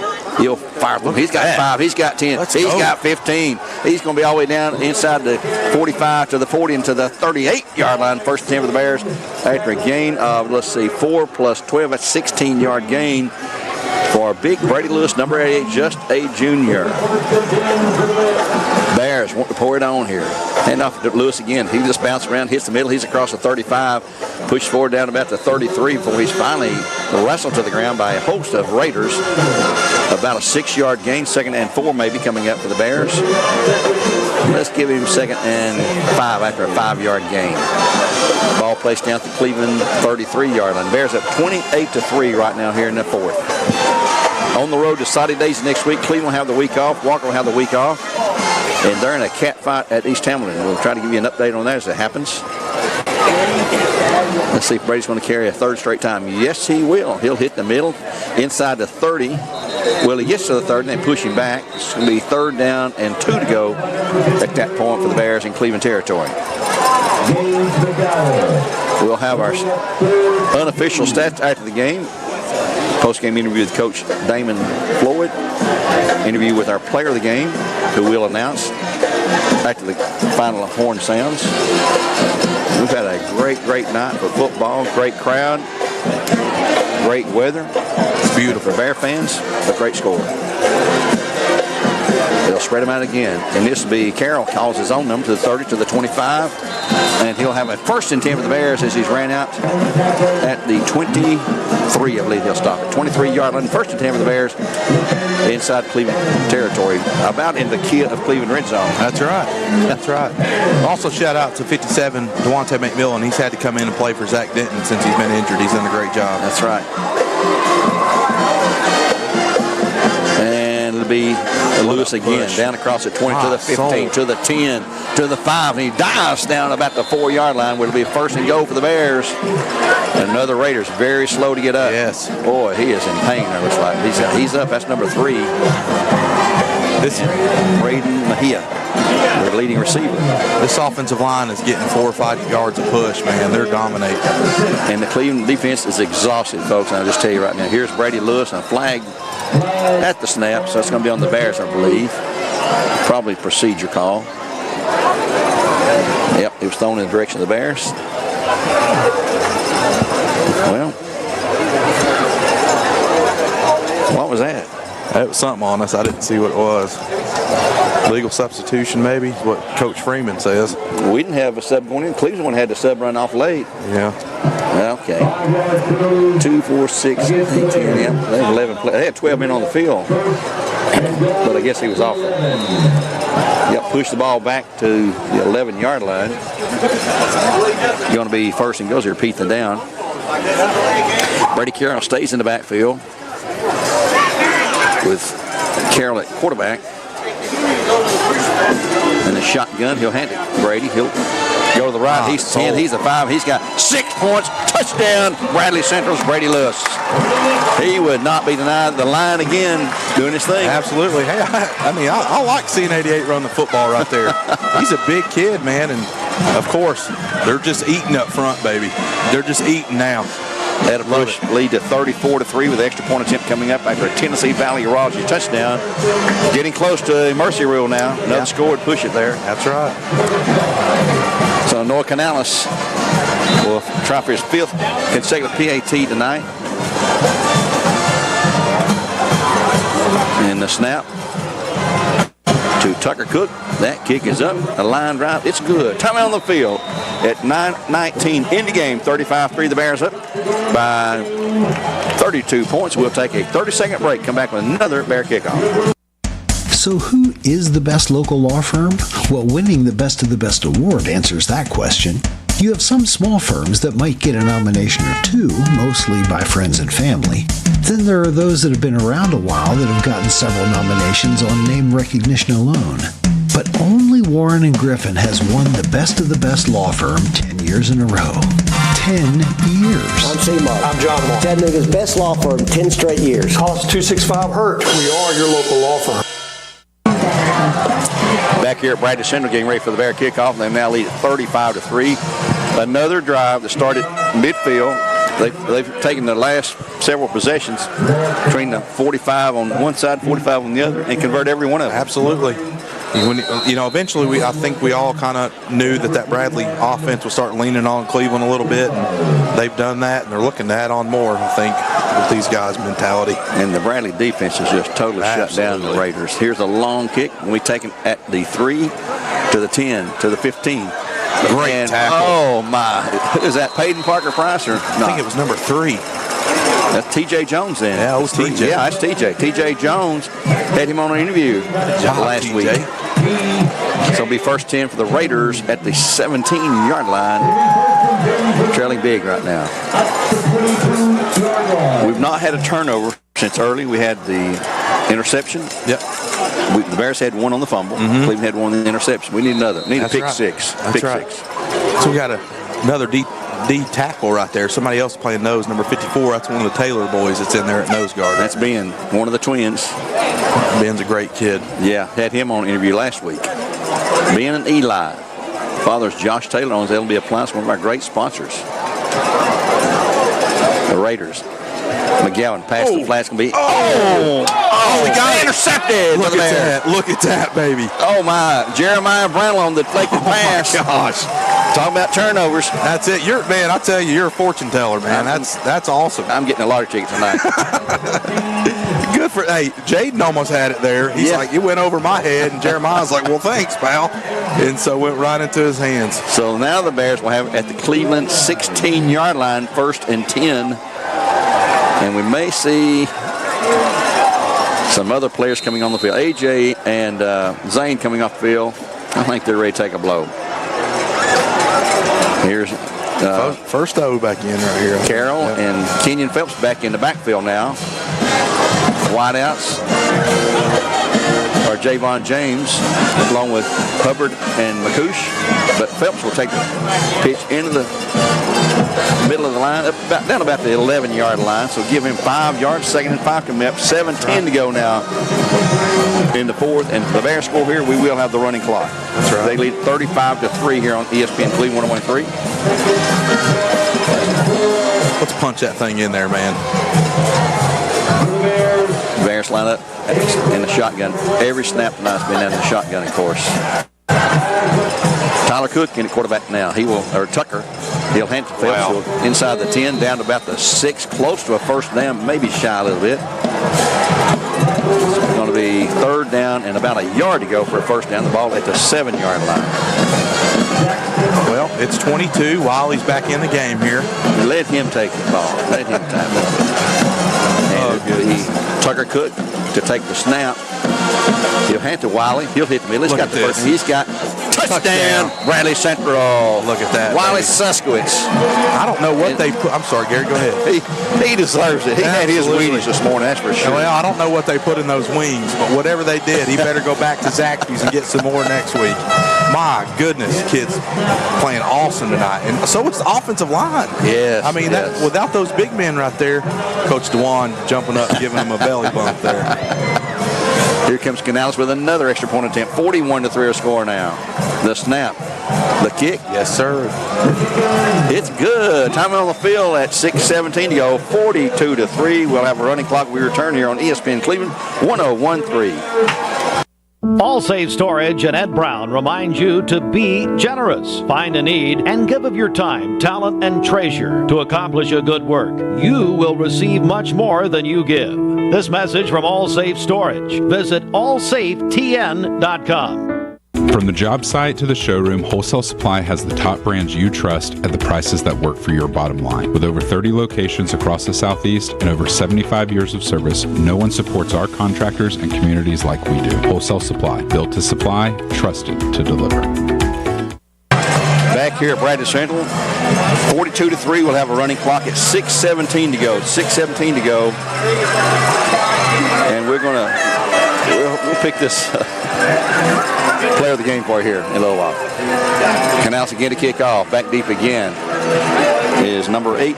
That is Cameron Wilson. And I think the air is going out of the Cleveland balloon tonight. Yep. High Isbell, also back deep. Canales will have the kick. That kick is a high spinner, back to the 2 this time. To the 5, to the 10, 15, 20. 25 spins free to the 30, and he's not going to spin free this time. It looks like Jeremiah Brownlow brings him down, and it'll be first and 10 for the Raiders at their 29. First and 10 there. Let's go down to Thomas on the sideline. You still with us, Thomas? Yes, I'm here. All right, we got this thing in control now. You can relax. Don't have to sweat it out anymore. Been a good night for the Bears, hasn't it? It's been a great night for the Bears. We've had 2 interceptions, one for number 22, I think is Suskowitz, I think. Yep. And one from Jeremiah Brownlow from the tips from some of our players and right into his hands and got a good stiff arm into that one Raider and got some yardage. So the Bears have a commanding lead now, 42-3 with 5:11. The clock is running, and it will run and stop only for scores, injuries, or calls, timeouts. And the handoff to the man in the middle is going about a yard or so. 2nd and 9 coming up. Brought down by A.J. Westfield. And that is number 26. Here comes some subs. Tyrell Emerson. Yep, into the game for the Bears. Number 62, Nick Valise back in. Also number 40, that is Anthony Gonzalez. Gonzo. As McIntosh will check out. 2nd down and 9 to go. And we'll have Cleveland with trips right side again. Clock's at 4.5 to go now. McGowan's pass incomplete, intended to Emilio Green, or Kyrie Westfield actually. And it'll stop the clock. No, it won't stop the clock. Makes it 3rd and 9. So is that a mercy rule? Is that what they're doing here? Yeah, and there's a flag probably on the Bears. Somebody smarted off, and whoever it was probably going to come out of the game. Unnecessary talking there. In a game like this where it's a blowout, it tends to get a little talking. Unsportsmanlike conduct on the Bears. 15-yard mark off, and whoever that was will catch it from Coach Floyd. Yeah. And will pay for it in practice on Monday. Oh, goodness. Actually, on Sunday. They're going to practice Sunday this week. Oh, cool. Take Monday off. That'll move it up to the 45. First 10 for the Raiders at 3:37. That clock continues to run. Boy, it gets by in a hurry. It sure does.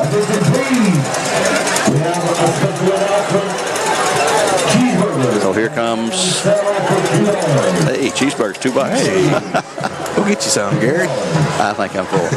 Back goes McGowan again, looking, passing deep downfield, and there's a flag. Yeah. That didn't mean to be tripped him up. Yeah. Intended for number 15, that is Titus Shamblin, but he was stripped up from behind intentional by one of the Bear defenders back there. I'm not sure who that was. 31. 31 for Bears. That is Porter Gruber, a freshman. All right. Porter Gruber. Getting some action tonight. That's awesome. So another penalty against the Bears. And I can accept that, and more I can accept the unsportsmanlike conduct where somebody was just talking. Move the ball into Bear territory now to the 40-yard line, 1st and 10. Clock's running at 2:42 to go. Cleveland does have 2 timeouts remaining. The Bears have all of theirs. They won't need them. They don't want to stop the clock for any reason. McGowan now running plays. It's not going to be changed from the sideline. Here's Eddings, the small guy. He's in there to the 40 and on to the 37. Gain of about maybe 4, 2nd down and 6 to go. Nick Velez on the tackle with the Bears. Nick is a junior, 5'10", 215. Good looking future for a lot of these youngsters. Absolutely.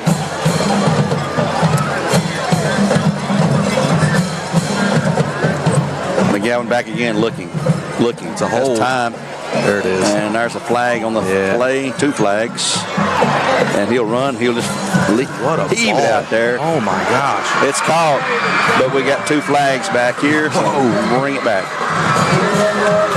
What a ball. Oh, my goodness. He threw that off his back foot. Yeah. And the play is holding on Cleveland, so the Cleveland fans are ecstatic over there, going to be disappointed in just a moment. Yep. Clock continues to run even through the penalty here. And Cleveland now just saw that there was a flag. Clock is 1:22 and continues to roll. Holding flag back at the line of scrimmage they'll mark it from the 37 back to the 47 with 1:10 to go.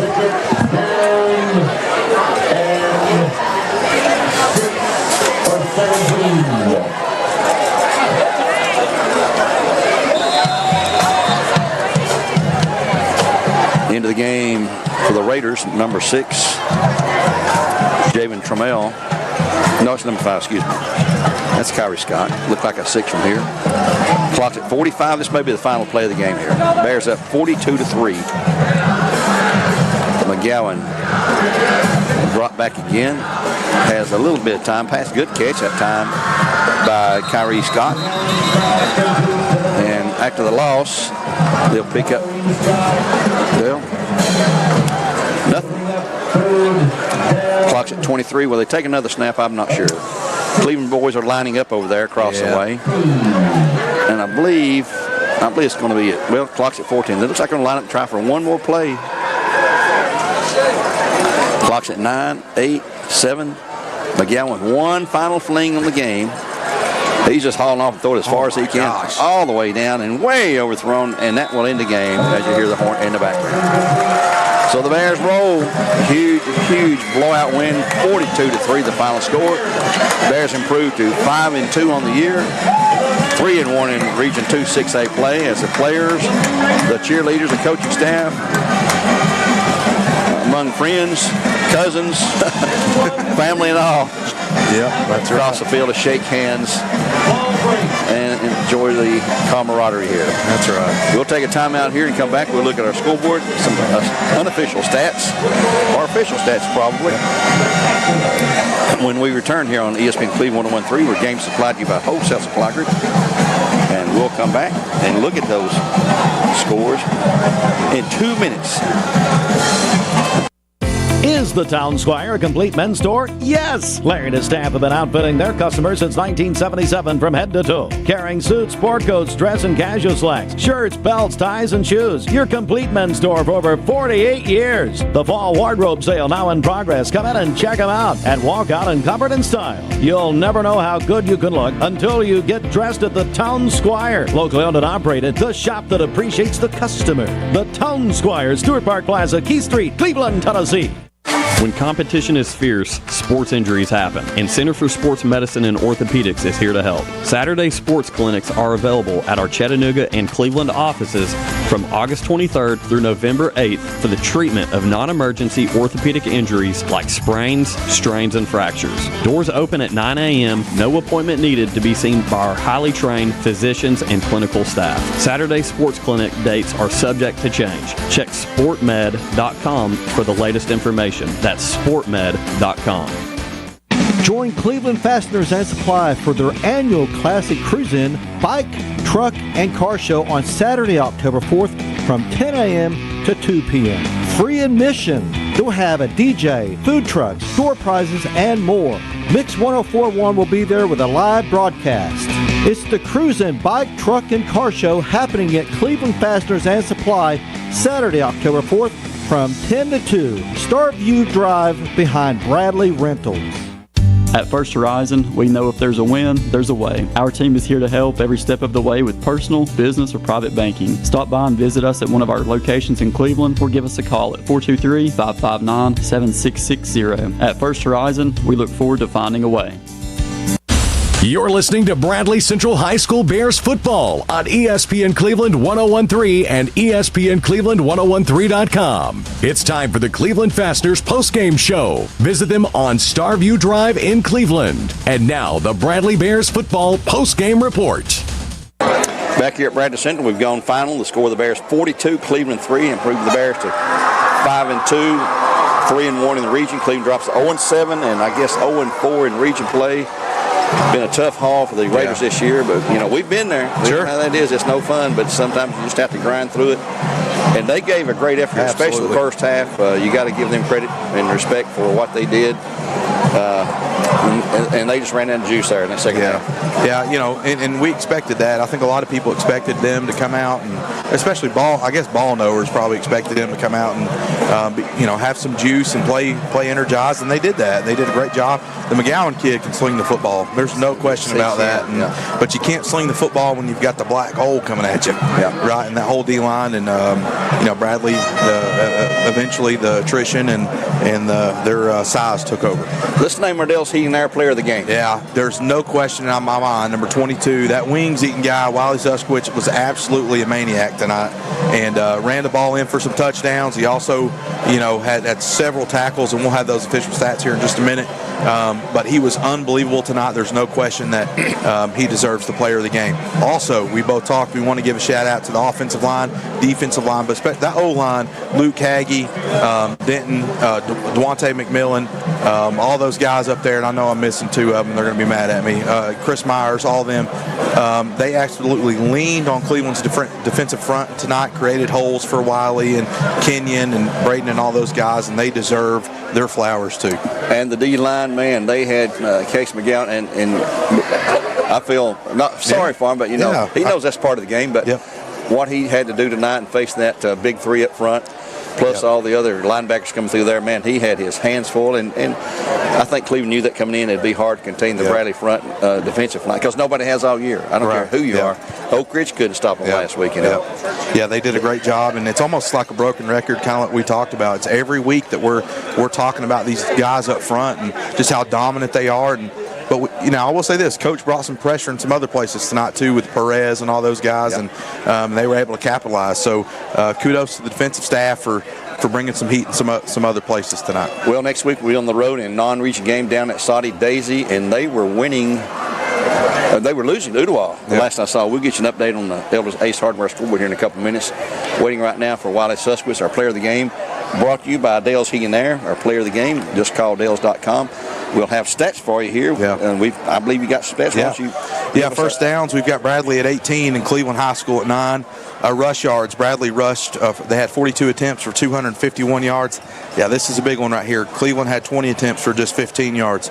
Passing yards, Bradley have 72 to Cleveland's 60. And pass attempts, we'll go to the next one. Total offensive plays, Bradley have 55 plays for 323 yards. Cleveland 44 plays for just 75 yards. So that really goes to show you, this defense is just, they're unbelievable. Let's see. How do penalties end up? Yeah, penalties, let's see, right here. Bradley had 9 for 70. Cleveland had 9 for 80. So, we like to just kind of highlight the opponent's penalties sometimes, but I didn't really think that they were that close. I thought it was a little different, but maybe I'm wrong. So time of possession, Bradley 22 minutes, Cleveland 19 minutes and 44 seconds. 4 sacks by the Bradley Bears tonight for the loss of 29 yards. Cleveland didn't have any. So they did a great job. And punt returns, we had 3 for 9 yards. They didn't have any. And let's see, kickoff returns, Cleveland was 7 for 109. we were 0 for 0. It's because they were putting it in the end zone and we were kicking off 150 million times tonight. So that happens. So really stats that you would think would be in this game, I think.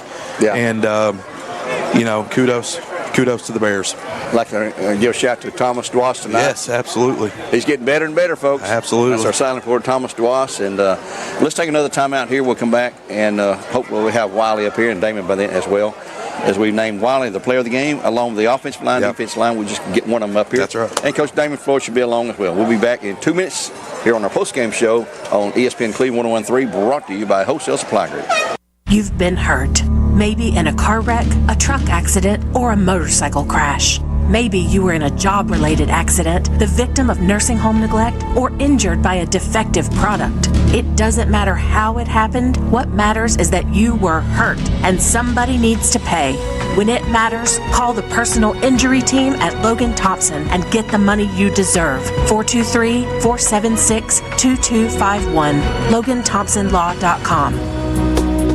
Ready to finish what you started and take your career to the next level? At Tennessee Wesleyan University in Athens, our degree completion programs are built for busy lives like yours. Whether you're balancing work, family, or both, our flexible online classes make it possible to earn your degree on your schedule. Choose from programs in business or nursing and join the TWU family, a community that's dedicated to your success with personalized support every step of the way. Take your next step today. Visit tnwesleyan.edu to learn more. Friday Night Lights, hometown pride and the determination that drives our teams forward. At Southland Finance, we know what it takes to compete because our own Brent Matthews and Mike Parker were high school athletes themselves. They understand the hard work, commitment, and teamwork that go into every practice and every game. That's why Southland Finance proudly supports our local football teams on and off the field. From kickoff to the final whistle, we're cheering right alongside you. Experience the Southland difference today.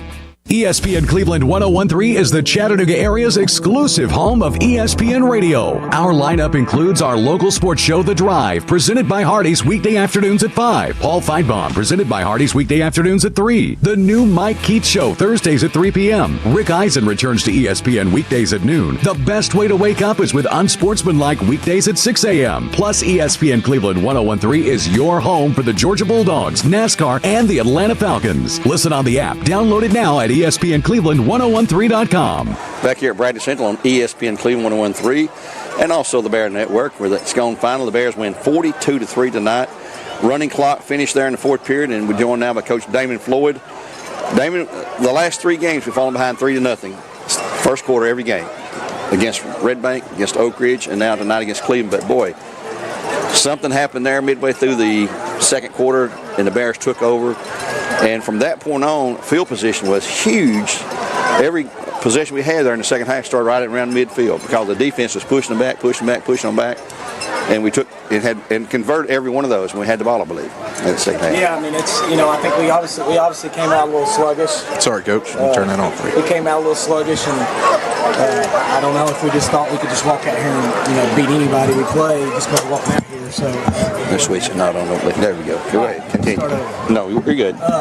Yeah, we were a little sluggish at the beginning. I wasn't really happy with the start, but we ended up turning it on and playing pretty well. So the good thing is, it's a great win to anytime you beat Cleveland, but I was just so happy to see all the kids get to contribute, especially offensively. I know we spread the wealth a little bit, and a lot of people got different touchdowns, and so that was fun to see. Obviously Braden, first time starting at quarterback was a little different, but once he got in the flow, he's just going to keep getting better and better. He gives us some, running ability that with his natural ability that he's got. And once again, defense put us in really good positions. The 3 we gave up was off a fumble from offense where they were turned down in the red zone. I think we still pushed them back a little bit, but their kicker's really good, so he made a long field goal.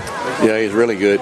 Brady Lewis running in there, strong, powerful running, but your line just kept opening holes and pushing them back on the defensive line, and man, he moved the ball. It was one of those games we told our offensive line again, this is where we got to win the game, and obviously they, the first quarter, both teams are fired up and they're excited, so it's hard to just, you got to impose your will a little bit, and it takes a little time. So I thought our offensive line did that. So, for me, that would be my game ball is our offensive line, because I thought since the second quarter they controlled the clock or controlled the game.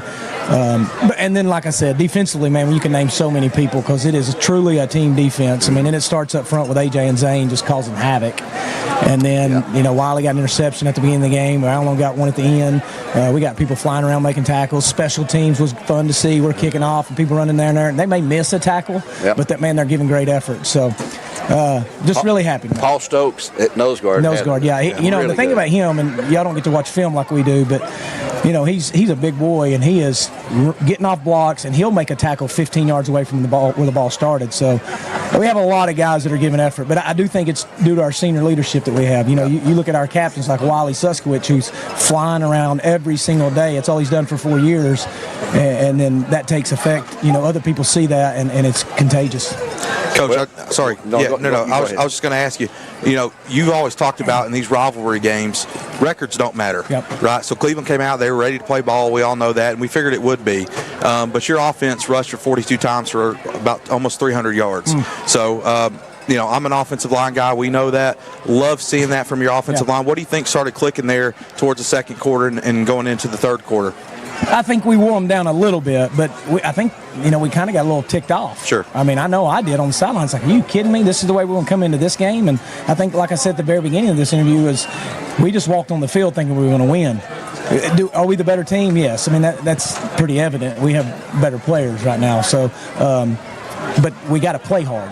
And so eventually that's what they end up doing, is playing a little hard and giving a little bit more effort. And we got to do that more consistently. And that falls on me of getting them ready. And I told some people today, because everybody was saying they're looking at Cleveland's record, they're looking at us and saying, oh, y'all going to blow them out. Well, no, it's Bradley Cleveland. Like, everybody's going to give their best. And I don't think we gave our best at the beginning, but we did the last 3 quarters. I gained a lot of respect for Case McCall tonight. Man, he ran and scrambled for his life all night long. I mean, I don't think he ever was able to step back in the pocket. They tried those little quick hitters early in the game, and then we shut that off, and then, man, it was sort of lights out for our offense. Well, he's a competitor. He is. We here at Bradley obviously know who his mom was, and I went to school with Amy, so I've seen her compete firsthand. She's got 2 jerseys retired here at Bradley and went on to Clemson, have a great career. So obviously he's got really good genes and really good kid. I see him a lot, honestly.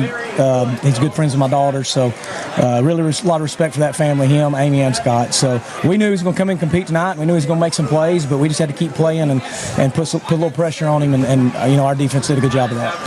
Well, you take a week off from region play and go to Saudi Days next week, and last score we saw they were losing to Udawal. Where they're playing at Saudi Days, I believe, but it's just regroup and go, and you're going to change practice up a little bit? Yeah, we're on fall break, so we're going to bring them in Sunday and then give them off Monday, let them get away from us get away from them, and then come back Tuesday and Wednesday in the morning where it'll be cool, and then we'll decide Thursday practice. But, it's another chance to go out and compete on the road, so, we're not guaranteed very many, so we need to make sure that we fix some of the things we didn't tonight, and we got to open up a little bit on offense, so it should be a fun game to go play. I also think, Coach, that this is a good opportunity for your team, kind of a wake-up call for you. Like, hey, we can't just walk into this. And, Saudi Daisy, I think, struggling a little bit this year. Hey, we've got to come out ready, prepared to play. And I know you preach that all the time, but these are still high school kids that we're dealing with, too. So look forward to see what you guys do against Saudi Daisy. Yeah, I mean, that's the frustrating thing is I can tell them a lot of stuff, and they don't always listen. Look, the bottom line is I'm the head coach. It's my job to get it out of them, but Wiley's standing right here. Maybe he can help me relay that message a little, because it's important. We got to practice well. But I thought we practiced well this week. Just a slow start. But you got to give Cleveland credit too. Yep. Well, Coach, we'll let you go. Congratulations on the win. We will see you later, early next week, and we'll talk to our player of the game here, number 22, the Wild Man, Wiley from California. Wiley, we named you our player of the game. Offense, you run the ball. Defense, you had interceptions, making tackles all over the place. And you've got that wrestler's mentality. You're a wrestler. I think that aggressiveness and being a wrestler helps you along the field. Is that right? Yeah, it really does. Yeah, just the mentality of it really transfers over, and then getting low and just the form really helps with that too. Yeah, I think we saw that with one of his tackles. He had looked like a little single leg scoop over there. Yeah, so, just a little bit. That's definitely a wrestling move that translated into the football game. Yeah. Well, in wrestling, you can't tap out and call time when things not going right, and you just keep on plowing along here. I don't know how many carries he had tonight, but you had that touchdown there. That felt good, didn't it? Yes, it did. Yeah, senior night against Cleveland. Against Cleveland, got a touchdown. Yeah, it felt great. Well, and you're getting closer and closer to saying the all-time careers tackle mark. I don't know what it is right now, but we'll have to keep up with that. And it'll be close, but I'm hoping there. We got 3 more games to go, 3 more regular season games, and then hopefully we'll have a playoff game or 2 or 3. Who knows, Exactly. But, well, we also talked about this. He's the ultimate wing-eating champion at Zaxby. So whatever sauce was on there, buddy, keep eating it. Go back to Zaxby's. Keep eating it, man. You were tearing it up, man. I compared you to a good friend of mine, Bradley Coball. He's a similar player as you. You play just like he did. I mean, just a two-time state wrestler. The way you guys play, the way you tackle, and just your mentality reminds me a lot of him.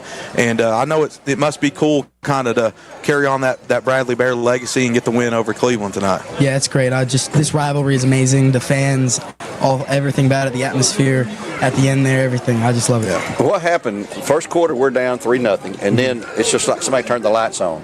From that point on, our offensive line took over, our defensive line took over. Cleveland played inside the 20 or 30-yard line almost the rest of the game, and every play, every series we had started out here at midfield. And is there something that clicked with you guys? You're one of the captains. You're one of the leaders. Yeah, I mean, it just clicked. I mean, our defense was great the whole time. They scored the field goal because bad field position, but we made a stop. Keep that steady. We made a stop. Had it good, and then just lights out. We really woke up. They came to play, but we came to play also. Well, congratulations. Yeah. You're our player of the game. Yeah. You got any more questions? Yeah, so just one more. So as a captain, right, it was a slow start. I know emotions. We talked about that this morning on the radio, controlling those emotions. So how do you as a captain get your team in check? Like, hey, we can't just go out here and just stomp on everybody. These are district games and big games. As a former captain myself, I know that's hard, right, just to try to get everybody, to that level. So what do you do as a Bradley Bear captain to make sure that your team comes out prepared against Saudi Daisy? Yeah, I mean, I just try and hype everybody up, make sure we are all on the same page, and then make sure nobody's hanging their head, because we're never out of it. We can always come back and we can always fight. Relentless. That's all we do. Relentless. Just keep pressing, right? The next play, the next play, the next play. Flush the last play. Yep. If you messed up, just flush it, move on. That's right. Well, congratulations again. Yes, sir. Great win tonight for the Bears over the Raiders on senior night, no less. So get ready to go to Saudi Days next week. Let's go, baby. Good job, buddy. That's senior Wally Suskowitz, and a great job he did tonight, man. I don't know what else he could do. Sell popcorn or whatever. It's like that Friday night movie. He can throw the ball and he can pass. I don't know if you know what I'm talking about. It's Friday Night Lights, but he can do everything. And when you got a guy like that, especially as a captain, who can lead your team and do it in different areas of the ball game, that's huge. That's huge. Those are the type of players that don't make the flashy plays like the other guys do, that lead your football team to victories. Well, we were talking during the game. Cleveland's down right now. They'll bounce back. Everybody has a cycle they go through, and they're down. A lot of respect for them. The effort they gave tonight. Case McCowan, one of the very best in the area, quarterback statewide, and one of the very best, and he'll do well. He's just a junior. He'll be back next year, and there'll be some people knocking on his door, trying to get them to sign with him. Oh, goodness. Okay, we're going to wrap it up. This has been Gary Ohm with RC Talent. Thomas Duas on the sideline. We also had back Ephraim Kyle at the studio, and thanks to Papa John's for providing them pizza, which we never see, but we got to keep those guys fed there because they make it happen. We appreciate that. Join us now on Mix 104 for Friday Night Blitz with Andy Jenkins and Coach Winters. Robbie Winters there, who neither one know what they're talking about, but they have a lot of fun. Until next week, join us 5:30 for pregame, 7 o'clock kickoff from Saudi Days here on ESPN 101.2. Until then,